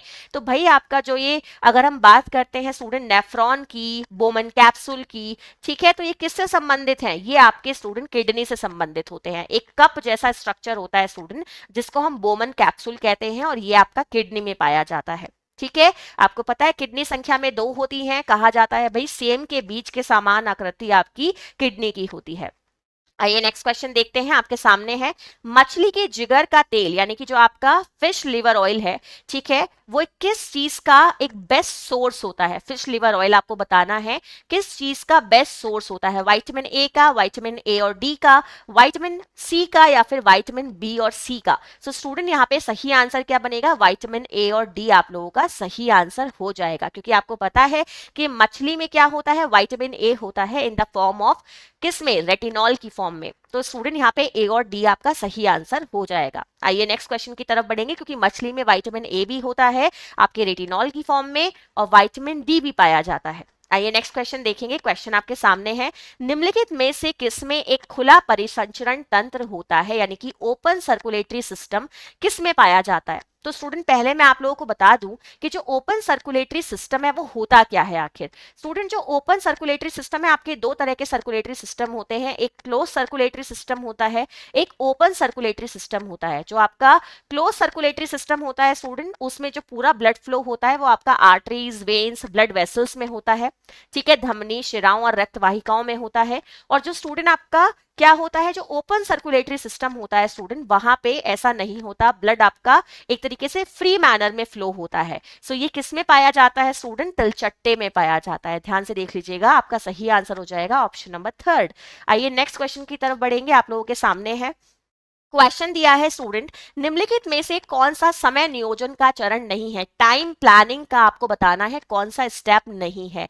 सो ऑप्शन देखिएगा, प्रत्येक गतिविधि के लिए आवश्यक समय का अनुमान लगाना। भाई हम एक एस्टिमेशन करेंगे ना टाइम का, कि हमें ईच एंड एवरी एक्टिविटी के लिए कितना टाइम रिक्वायर्ड है, तो ये तो एक पॉजिटिव स्टेटमेंट है ना। एक दिन में की जाने वाली सभी गतिविधियों को सूचीबद्ध करना और उन्हें लचीले और गैर लचीले श्रेणियों में समूहीकृत करना। आप क्या करते हो, आप देखते हो कि भाई एक दिन में मुझे कौन कौन से काम करने हैं, और इनमें से कौन से काम स्टूडेंट ऐसे हैं जो फ्लेक्सिबल हैं, कि जिनके लिए मैं क्या कर सकता हूँ, उसको ऊपर नीचे कर सकता हूँ भाई अपने टाइम को, कि ठीक है पहले ये नहीं पहले ये कर लीजिएगा। और कुछ ऐसे जो कि बिल्कुल फिक्स्ड है, जो कि एक डिसाइडेड टाइम पे ही होने हैं, ऐसी एक्टिविटीज को आप लिस्ट आउट कर लेते हैं। तो ये भी एक पॉजिटिव पॉइंट है स्टूडेंट। एंड एक निश्चित समय के भीतर की जाने वाली गतिविधियों को संतुलित करना, एक डिसाइडेड टाइम पीरियड में आप जो भी एक्टिविटीज कर रहे हैं उनका बैलेंस क्रिएट करना, जिससे आपको टोटल टाइम का अंदाजा लग जाए। तो ये तीनों पॉजिटिव स्टेटमेंट है। और नेगेटिव स्टेटमेंट क्या है, प्रत्येक गतिविधि के लिए कोई विशेष समय निर्दिष्ट नहीं करना। भाई जब काम अलग अलग होंगे तो हर काम को, हर एक्टिविटी को आपको अलग अलग टाइमिंग्स तो देने पड़ेंगे ना, तो यही आपका एक नेगेटिव स्टेटमेंट हो जाएगा। आइए नेक्स्ट क्वेश्चन देखते हैं, आप लोगों के सामने है विभिन्न प्रकार की गतिविधियों के लिए अलग अलग मात्रा में ऊर्जा की आवश्यकता होती है। ये बात बिल्कुल सच है ना, कि हम जब अलग अलग तरीके के काम करते हैं स्टूडेंट, तो हमें अलग अलग मात्रा में ऊर्जा रिक्वायर्ड होती है। जैसे कि अगर मैं क्या कर रही हूँ स्टूडेंट, पढ़ रही हूँ, तो तब मुझे कम ऊर्जा रिक्वायर्ड होगी। अगर मैं क्या कर रही हूँ, साफ सफाई कर रही हूँ, तो मुझे ज्यादा ऊर्जा रिक्वायर्ड होगी। निम्नलिखित में से कौन सी गतिविधि भारी गतिविधि की श्रेणी में आती है। एक हैवी वर्क में क्या काम आता है स्टूडेंट, जिसमें आपको बहुत ज्यादा ऊर्जा खर्च करनी पड़ेगी। तो देखिए टीवी देखने में उतनी ऊर्जा नहीं जाएगी, पढ़ने में नहीं जाएगी, खाना बनाने में भी नहीं जाती है, सबसे ज्यादा ऊर्जा जाती है आपका पोछा लगाने में। ठीक है, जो पोछा लगाया जाता है स्टूडेंट, उसमें सबसे ज्यादा ऊर्जा खर्च होती है।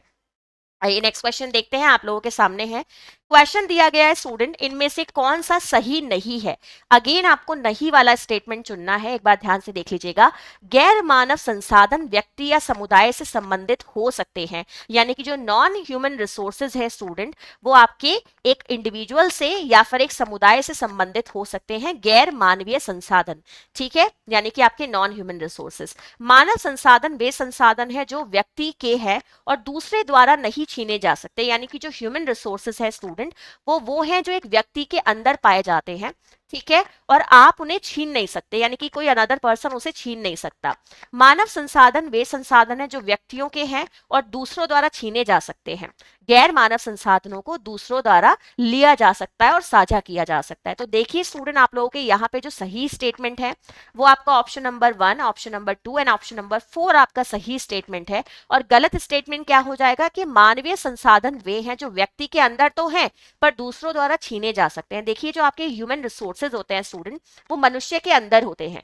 ठीक है, आप उन्हें छू नहीं सकते, बट उन्हें कोई स्टूडेंट क्या नहीं कर सकता, छीन नहीं सकता। वो उस व्यक्ति के अंदर है तो वो उसी के रहेंगे, उन्हें कोई भी छीन नहीं सकता है। ठीक है, सो उन्हें कोई साझा भी नहीं कर सकता। क्वेश्चन का आंसर हो जाएगा ऑप्शन नंबर 3। आइए नेक्स्ट क्वेश्चन देखते हैं, आपके सामने है।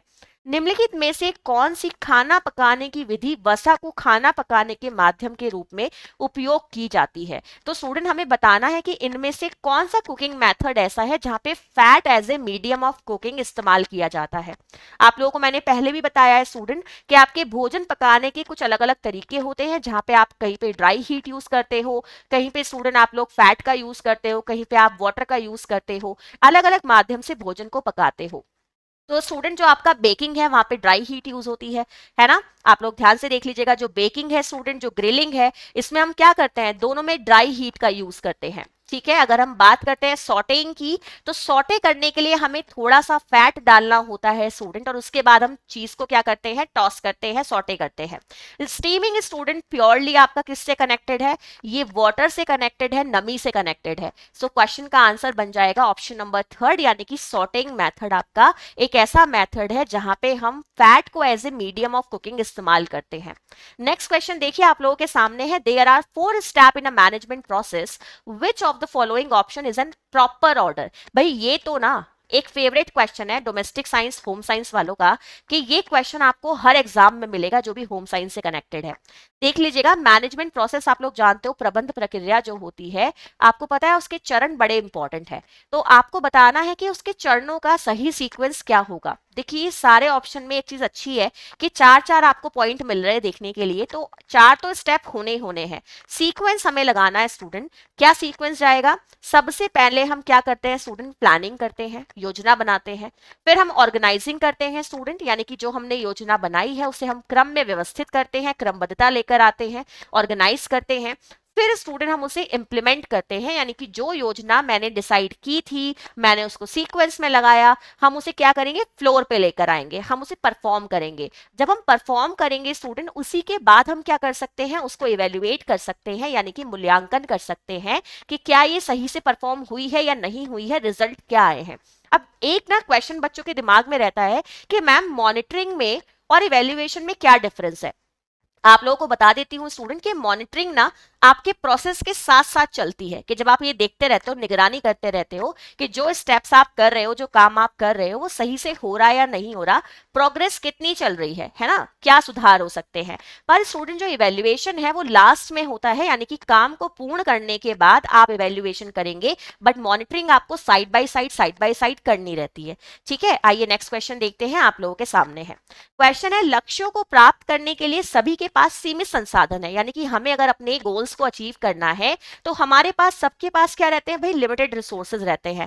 निम्नलिखित में से कौन से संसाधनों का कुशलता पूर्वक उपयोग करने का तरीका नहीं है। आप लोगों के पास जो रिसोर्सेज अवेलेबल है उनको यूज करने का जो एक इफेक्टिव मैनर है वो कौन सा नहीं है, वो आप लोगों को यहाँ पे बताना है। क्वेश्चन को एक बार समझ लीजिएगा, अब आंसर देखिए। सुनिश्चित करें कि संसाधन बर्बाद ना हो। भाई ये बात तो सच है ना, कोई भी रिसोर्स हमें वेस्ट थोड़ी ना करना है। संसाधनों को लंबे समय तक चलने के तरीके खोजें। आपको ये देखना पड़ेगा कि मेरे पास कितने रिसोर्सेज अवेलेबल हैं, कैसे मैं इनका मिनिमम यूज करके मैक्सिमम आउटपुट दे सकती हूँ, और कैसे मैं इन्हें सस्टेनेबली यूज कर सकती हूँ। भाई ये जरूर सोचना है, जिससे आने वाली पीढ़ियां भी उनका बेनिफिट ले सके। नेक्स्ट ऑप्शन कहता है संसाधनों का उपयोग करने के वैकल्पिक तरीके खोजो। कभी भी एक रिसोर्स को इस तरह इस्तेमाल मत करो स्टूडेंट कि उससे एक ही काम किया जा सके। ऑल्टरनेटिव आपको उसके ढूंढने पड़ेंगे कि कहां कहां आप उसे यूज कर सकते हैं, और अगर हमारे पास एक रिसोर्स कम है तो उसका विकल्प कौन सा हो सकता है जो सेम वही हमारी हेल्प करे जो कि वो रिसोर्स करता है जो हमारे पास कम मात्रा में है। सो ये तीनों आपके पॉजिटिव स्टेटमेंट है स्टूडेंट। आंसर यहाँ पे क्या जाएगा, क्योंकि नहीं वाला ऑप्शन पूछा है, दूसरों को वंचित करके भी संसाधनों का संरक्षण करना। भाई दूसरों को मिले या ना मिले, मुझे मिल जाए, यही एक नेगेटिव स्टेटमेंट है। यही आपके इस क्वेश्चन का सही आंसर जाएगा। आइए नेक्स्ट क्वेश्चन देखते हैं, आप लोगों के सामने है, निम्नलिखित में से कौन सा परिवर्तन किशोरावस्था में लड़कों व लड़कियों में समान रूप से होता है। एडोलसेंस का टाइम पीरियड है। भाई आप लोग जानते हो एडोसल्स को किस नाम से जाना जाता है, एक ट्रांजिशनल फेज के नाम से जाना जाता है, एक स्ट्रेस की अवस्था कहते हैं उसे, स्ट्रॉम की अवस्था कहते हैं। तो लड़के और लड़कियों में जो एक समान चीजें होती हैं वो क्या होती हैं स्टूडेंट, सिंपल सी बात है, मुहासे, है ना, एक्ने। लड़कों में लड़कियों में दोनों में एक समान देखे जाते हैं जो मुहासे होते हैं। ठीक है, आइए नेक्स्ट क्वेश्चन देखते हैं, आप लोगों के सामने स्टूडेंट क्वेश्चन क्या कहता है, विभिन्न प्रकार के रेशों के बारे में निम्नलिखित में से कौन सा कथन सत्य नहीं है। अगेन नहीं वाला स्टेटमेंट चुनना है। अब ऑप्शन ध्यान से देखिएगा, कृत्रिम तंतु निर्माण पेट्रो रसायन उत्पादों से किया जाता है। जो आपके सिंथेटिक फाइबर बनते हैं वहां पे पेट्रोलियम को भी यूज किया जाता है, तो ये बात तो सच है भाई। दूसरा स्टेटमेंट कहता है प्रोटीन तंतु पशु स्रोतों से आते हैं, तो ये भी बात सच है स्टूडेंट कि जो आपके प्रोटीन फाइबर होते हैं वो आपको किससे मिलते हैं, एनिमल से मिलते हैं, जैसे कि आपका वूल हो गया, सिल्क हो गया, है ना, तो ये भी स्टेटमेंट सही है। पुनः उत्पादित तंतु मानव निर्मित तंतु का ही एक प्रकार है, यानी कि जो आपके रीजनरेटेड फाइबर होते हैं जैसे कि रेयन, वो आपका एक तरीके का मैन मेड फाइबर का ही एग्जाम्पल है, तो ये भी बात सच है। तो फिर गलत क्या है, सेल्यूलोजिक तंतु मानव निर्मित होते हैं। भाई ये आपका सही आंसर है, और ये गलत स्टेटमेंट है क्योंकि सेल्यूलोजिक फाइबर स्टूडेंट कभी भी मानव निर्मित नहीं होते हैं, वो आपके नेचुरल होते हैं, जैसे कॉटन हो गया, लिनन हो गया, जूट हो गया, हैम्प हो गया, सीसल हो गया, सब आपके सेल्यूलोजिक हैं, एंड सब आपके क्या है, प्रकृति ने दिए हैं, मनुष्य ने नहीं दिए हैं। नेक्स्ट क्वेश्चन देखिएगा स्टूडेंट, आप लोगों के सामने है, परिवार और समाज में नैतिक और मूल्य महत्वपूर्ण है। अब ये मूल्य है क्या, ध्यान से देखिएगा, विचार, विश्वास, बाल्यावस्था से सीखे गए गुण और समाज द्वारा निर्धारित नैतिक मानक। तो आपके परिवार और समाज में नैतिकता और मूल्य बहुत ज्यादा यूजफुल हैं। तो मूल्य क्या है, विश्वास है, आपका विचार है, बाल्यावस्था से सीखे गए गुण है, या फिर समाज द्वारा निर्धारित एक नैतिक मानक है। क्वेश्चन का आंसर क्या बनेगा स्टूडेंट, 1 2 3 हमारा सही आंसर हो जाएगा, यानी कि मूल्य एक विचार है, मूल्य एक विश्वास है, और मूल्य स्टूडेंट वो गुण है जिन्हें हम बचपन से सीखते हुए आते हैं। तो समाज द्वारा निर्धारित एक नैतिक मानक यानी कि एक स्टैंडर्ड आपका कभी भी मूल्य नहीं हो सकता। मैंने कल भी बताया था कि मूल्य क्या होते हैं, मानवीय व्यवहार को प्रेरणा देने वाले तत्व होते हैं, यानी कि हमारे व्यवहार में है, विचार में है, विश्वास में है, आचार में है। ठीक है, आगे नेक्स्ट क्वेश्चन देखिएगा, आप लोगों के सामने है, क्वेश्चन है स्टूडेंट, आपको बताना है पॉलिएस्टर तंतु किस तरह का आपका फाइबर होता है, तंतु होता है, ये आपका क्वेश्चन है। पॉलिएस्टर एक प्रोटीन फाइबर है, सेल्यूलोजिक फाइबर है, सिंथेटिक है और प्राकृतिक है। सो मैं आप लोगों को बता दूं स्टूडेंट, जो पॉलिएस्टर होता है वो आप लोगों का क्या होता है, सिंथेटिक फाइबर होता है, मैन मेड फाइबर होता है स्टूडेंट, एक आर्टिफिशियल फाइबर होता है। और ज्यादातर आप लोगों के जो आर्टिफिशियल फाइबर होते हैं या सिंथेटिक फाइबर होते हैं स्टूडेंट, इनको किस तरह से बनाया जाता है, आर्टिफिशियल तो मैं नहीं कहूंगी, खैर इन्हें आपका आप कह सकते हो कि ये मैनमेड है, सिंथेटिक है। और जो आपके मैनमेड एंड सिंथेटिक फाइबर होते हैं उन्हें ज्यादातर स्टूडेंट आपकी मेल्ट कटाई के द्वारा बनाया जाता है, मेल्ट स्पिनिंग के द्वारा बनाया जाता है। और यहाँ पे पॉलिएस्टर आपका एक सिंथेटिक और आपका कृत्रिम रेशा यानी कि एक मैनमेड फाइबर हो जाएगा। यही आप लोगों का यहाँ पे सही आंसर होगा, प्रोटीन, सेल्यूलोजिक और प्राकृतिक ये नहीं होता है। आइए नेक्स्ट क्वेश्चन की तरफ बढ़ते हैं, क्वेश्चन आपके सामने है, निम्नलिखित में से किसे एक अच्छे बजट की विशेषता के रूप में नहीं माना जा सकता है। हम एक बजट बना रहे हैं भाई, और एक बजट की, अच्छे बजट के अंदर इनमें से कौन सी कैरेक्टरिस्टिक्स नहीं होगी, ये आपका क्वेश्चन है। पैसे का उचित सटीक आवंटन करना। भाई पैसे का आप क्या करोगे, उचित एक बैलेंस बनाओगे, एक डिसाइडेड आपको बताना होगा अमाउंट कि भाई इतना पैसा इस चीज में खर्च हुआ है। तो आपको उचित तरीका तो बताना होगा, सटीक आपको अपना बिल या जो भी कुछ आप बना रहे हो वो आपको मेंशन करना पड़ेगा। आय का सटीक अनुमान लगाना, हम पैसे को खर्च कहाँ कर रहे हैं ये भी हमें देखना है, पैसा कहाँ से आ रहा है ये भी हमें देखना है। बिल्कुल एक क्लियरिटी के साथ ये चीज होनी चाहिए। और स्टूडेंट व्यय का सटीक अनुमान लगाना, हम कहाँ खर्च करेंगे आने वाली आय को। हमने जो लिस्ट बनाई है उसमें कितना पैसा खर्च होगा, पैसा कहाँ से आने वाला है, एक डिसाइडेड टाइम पीरियड में कहाँ से कितना पैसा आएगा, जो हमने लिस्ट बनाई है उसमें कितना पैसा खर्च हो जाएगा। तीनों पॉइंट पॉजिटिव है तो ये तो आंसर होंगे नहीं। आंसर क्या जाएगा स्टूडेंट, योजना पर बने रहने के लिए एक निश्चित बजट तैयार करना। ठीक है, योजना पर बने रहने के लिए एक निश्चित बजट तैयार करना। कभी भी स्टूडेंट आपका बजट ना फिक्स नहीं होता है, ये ध्यान रखिएगा। बजट में थोड़ी बहुत फ्लेक्सिबिलिटी रखी जाती है कि जो आप अपनी चीज को एम को आपके ऑब्जेक्टिव को अचीव करना चाहते हो, थोड़ी फ्लेक्सिबिलिटी अपने बजट में दीजिएगा जिससे इमरजेंसी सिचुएशंस पे आप उसे मैनेज कर सको। तो बिल्कुल रिजिड आपके बजट को नहीं होना चाहिए, थोड़ा सा फ्लेक्सिबिलिटी होनी चाहिए। नेक्स्ट क्वेश्चन देखिए आपके सामने है, सेल्यूलोजिक तंतु के उदाहरण आपको बताने हैं कौन कौन से होते हैं। तो मैंने आपको बताया था ना सेल्यूलोजिक तंतु आपको प्रकृति से मिलते हैं। अब एक बार ध्यान से देख लीजिएगा स्टूडेंट, अगर मैं बात करती हूँ ऊन की और रेशम की, तो ये दोनों स्टूडेंट आपके सेल्यूलोजिक नहीं है, क्योंकि ये दोनों आपके होते हैं प्रोटीन फाइबर, जो कि आपको किससे मिलते हैं स्टूडेंट, एनिमल से मिलते हैं। इन दोनों को एलिमिनेट कर दो, वही आंसर हो जाएगा। सो थर्ड और फोर्थ जहां पे भी है वो आंसर नहीं होगा। थर्ड देखिए यहाँ पे है, थर्ड देखिए यहाँ पे है, थर्ड देखिए यहाँ पे है, तो ये आंसर नहीं होंगे स्टूडेंट। आंसर बचा है आपका फर्स्ट एंड सेकंड, यानी कि कपास और लिनन स्टूडेंट आप लोगों के सेल्यूलोजिक फाइबर होते हैं। आइए नेक्स्ट क्वेश्चन देखते हैं, आप लोगों के सामने है। क्वेश्चन दिया गया है स्टूडेंट्स, निम्नलिखित में से कौन ऊर्जा बचाने का तरीका नहीं है, एनर्जी कंजर्वेशन का मेथड कौन सा नहीं है, ये आप लोगों का क्वेश्चन है। ध्यान से देख लीजिएगा, अतिरिक्त गतिविधियों में कटौती और गतिविधियों का संयोजन करना। आप कोऑर्डिनेशन बिठाइएगा अपनी सारे एक्टिविटीज में, और जो आपके अननेसेसरी मूवमेंट आप कर रहे हैं ना उनको स्टॉप कर दीजिएगा, तो ये एक पॉजिटिव फैक्टर है हमारे लिए। दूसरा है श्रम बचत उपकरणों का उपयोग करना। भाई आपके पास बहुत सारे ऐसे इक्विपमेंट होते हैं स्टूडेंट जो एनर्जी सेविंग डिवाइसेस होती हैं, जैसे कि अगर मुझे चटनी बनानी है तो मुझे क्यों सिलबट्टे का यूज करना है, मैं मिक्सर ग्राइंडर से भी बना सकती हूँ। मुझे कपड़े धोने हैं, मैं क्यों हाथ से धोऊं, मैं वॉशिंग मशीन से धो सकती हूँ। सो ये क्या होते हैं, आपके श्रम बचत उपकरण होते हैं, आप इनका भी यूज कर सकते हैं, इससे भी आप अपनी ऊर्जा को बचा पाते हैं। तो ये भी एक पॉजिटिव स्टेटमेंट है। किसी भी गतिविधि को करने के लिए कौशल विकसित करना। भाई कोई भी काम अगर करोगे ना और उसको करने की स्किल्स आपके अंदर है, तो आप खुद ही तरीका ढूंढ लोगे कि कैसे मैं कम से कम टाइम में ज्यादा से ज्यादा आउटपुट दे दूं और मेरी कम से कम ऊर्जा यहाँ पे खर्च की जाए। क्वेश्चन का आंसर क्या बनेगा स्टूडेंट, नहीं वाला ऑप्शन पूछा था, तो ऑप्शन नंबर 1 आपका सही आंसर हो जाएगा। तनाव कम करने के लिए काम करते समय दोस्तों के साथ चैट करना, ये आपका भाई एनर्जी कंजर्वेशन का तरीका नहीं होता है। आप लोगों के सामने नेक्स्ट क्वेश्चन है, ध्यान से देखिएगा, निम्नलिखित में से कौन सा कथन सत्य है। यहाँ पे आपको स्टूडेंट पहचानना है जो सही वाला स्टेटमेंट है। सो स्टेपल फाइबर को गज या मीटर में नापा जाता है। स्टूडेंट जो आपके स्टेपल फाइबर होते हैं वो छोटे वाले तंतु होते हैं, तो आप उन्हें मीटर में नहीं नाप सकते, तो ये स्टेटमेंट गलत हो गया। छोटी लंबाई के तंतुओं को स्टेपल तंतु कहा जाता है, ये जस्ट मैंने अभी आपको बताया है, यही आपका सही आंसर जाएगा। छोटी लंबाई के रेशे को फिलामेंट कहते हैं, ये आपका सही आंसर नहीं होगा स्टूडेंट, क्योंकि फिलामेंट रेशे आपके लंबे धागे होते हैं। ठीक है, फिलामेंट को इंच या सेंटीमीटर में नापा जाता है, ये भी स्टूडेंट आपका गलत होगा, क्योंकि हम स्टेपल को सेंटीमीटर में या इंच में नापते हैं और फिलामेंटर को आपका गज और मीटर में नापा जाता है। सो स्टूडेंट यहाँ पे आपने आंसर देख लिया। नेक्स्ट क्वेश्चन देखिए आपके सामने है, रेयन फाइबर एक उदाहरण है प्रोटीन फाइबर का, सिंथेटिक फाइबर का, सेल्यूलोजिक फाइबर का और पुनः उत्पादित रेशे का। सो स्टूडेंट यहाँ पे सही आंसर क्या जाएगा आप लोगों का, कि जो आपका रेयन फाइबर है, मैं आप लोगों को बता दूं कि जो रेयन है स्टूडेंट वो एक रीजनरेटेड फाइबर है, यानी कि जहां पे कॉटन को एज ए रॉ मटेरियल इस्तेमाल किया गया है और उस पर केमिकल प्रोसेसिंग अप्लाई की गई है स्टूडेंट, और उसे बनाया गया है दोबारा से एक सिंथेटिक फाइबर के तौर पे, तो इसलिए उसको हमने पुनः उत्पादित रेशा कहा है। और ये स्टूडेंट एक ऐसा रेशा है जो कि सबसे पहला आपका पुनः उत्पादित रेशा है, जिसे रेयन कहा जाता है। आप लोगों को मैंने पहले भी बताया है कि जो रेयन है स्टूडेंट उसे आर्टिफिशियल सिल्क के नाम से भी जाना जाता है, क्योंकि वो सिल्क जैसी चमक भी रखता है। ठीक है, आइए नेक्स्ट क्वेश्चन देखते हैं, आप लोगों के सामने है।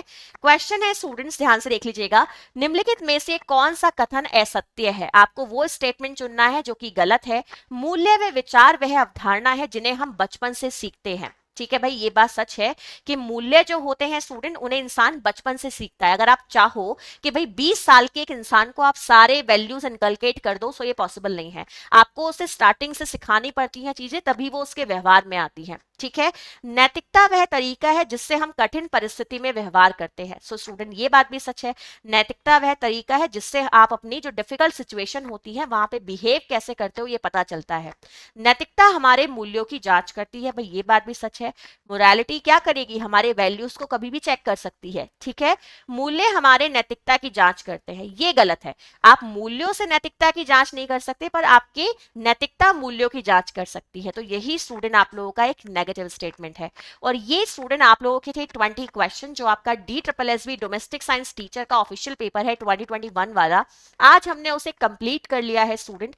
और आई होप आपको ये क्लास अच्छी लगी होगी। अच्छी लगी है जल्दी से लाइक शेयर कर दीजिएगा, बेल आइकन को प्रेस कर लीजिए जिससे कि आपको जो भी मेरी अपकमिंग वीडियोस रहे उनकी नोटिफिकेशन मिलते रहे। और कल फिर आप लोगों के साथ में ज्वाइन करूंगी और आप लोगों को कराने वाली हूं इस ईयर से जो प्रीवियस ईयर वाला क्वेश्चन है, यानी कि जो हमने ये सॉल्व किया है उससे प्रीवियस ईयर के जो आपके क्वेश्चंस रहेंगे वो मैं आप लोगों को सॉल्व कराऊंगी विद ऑफिशियल पेपर।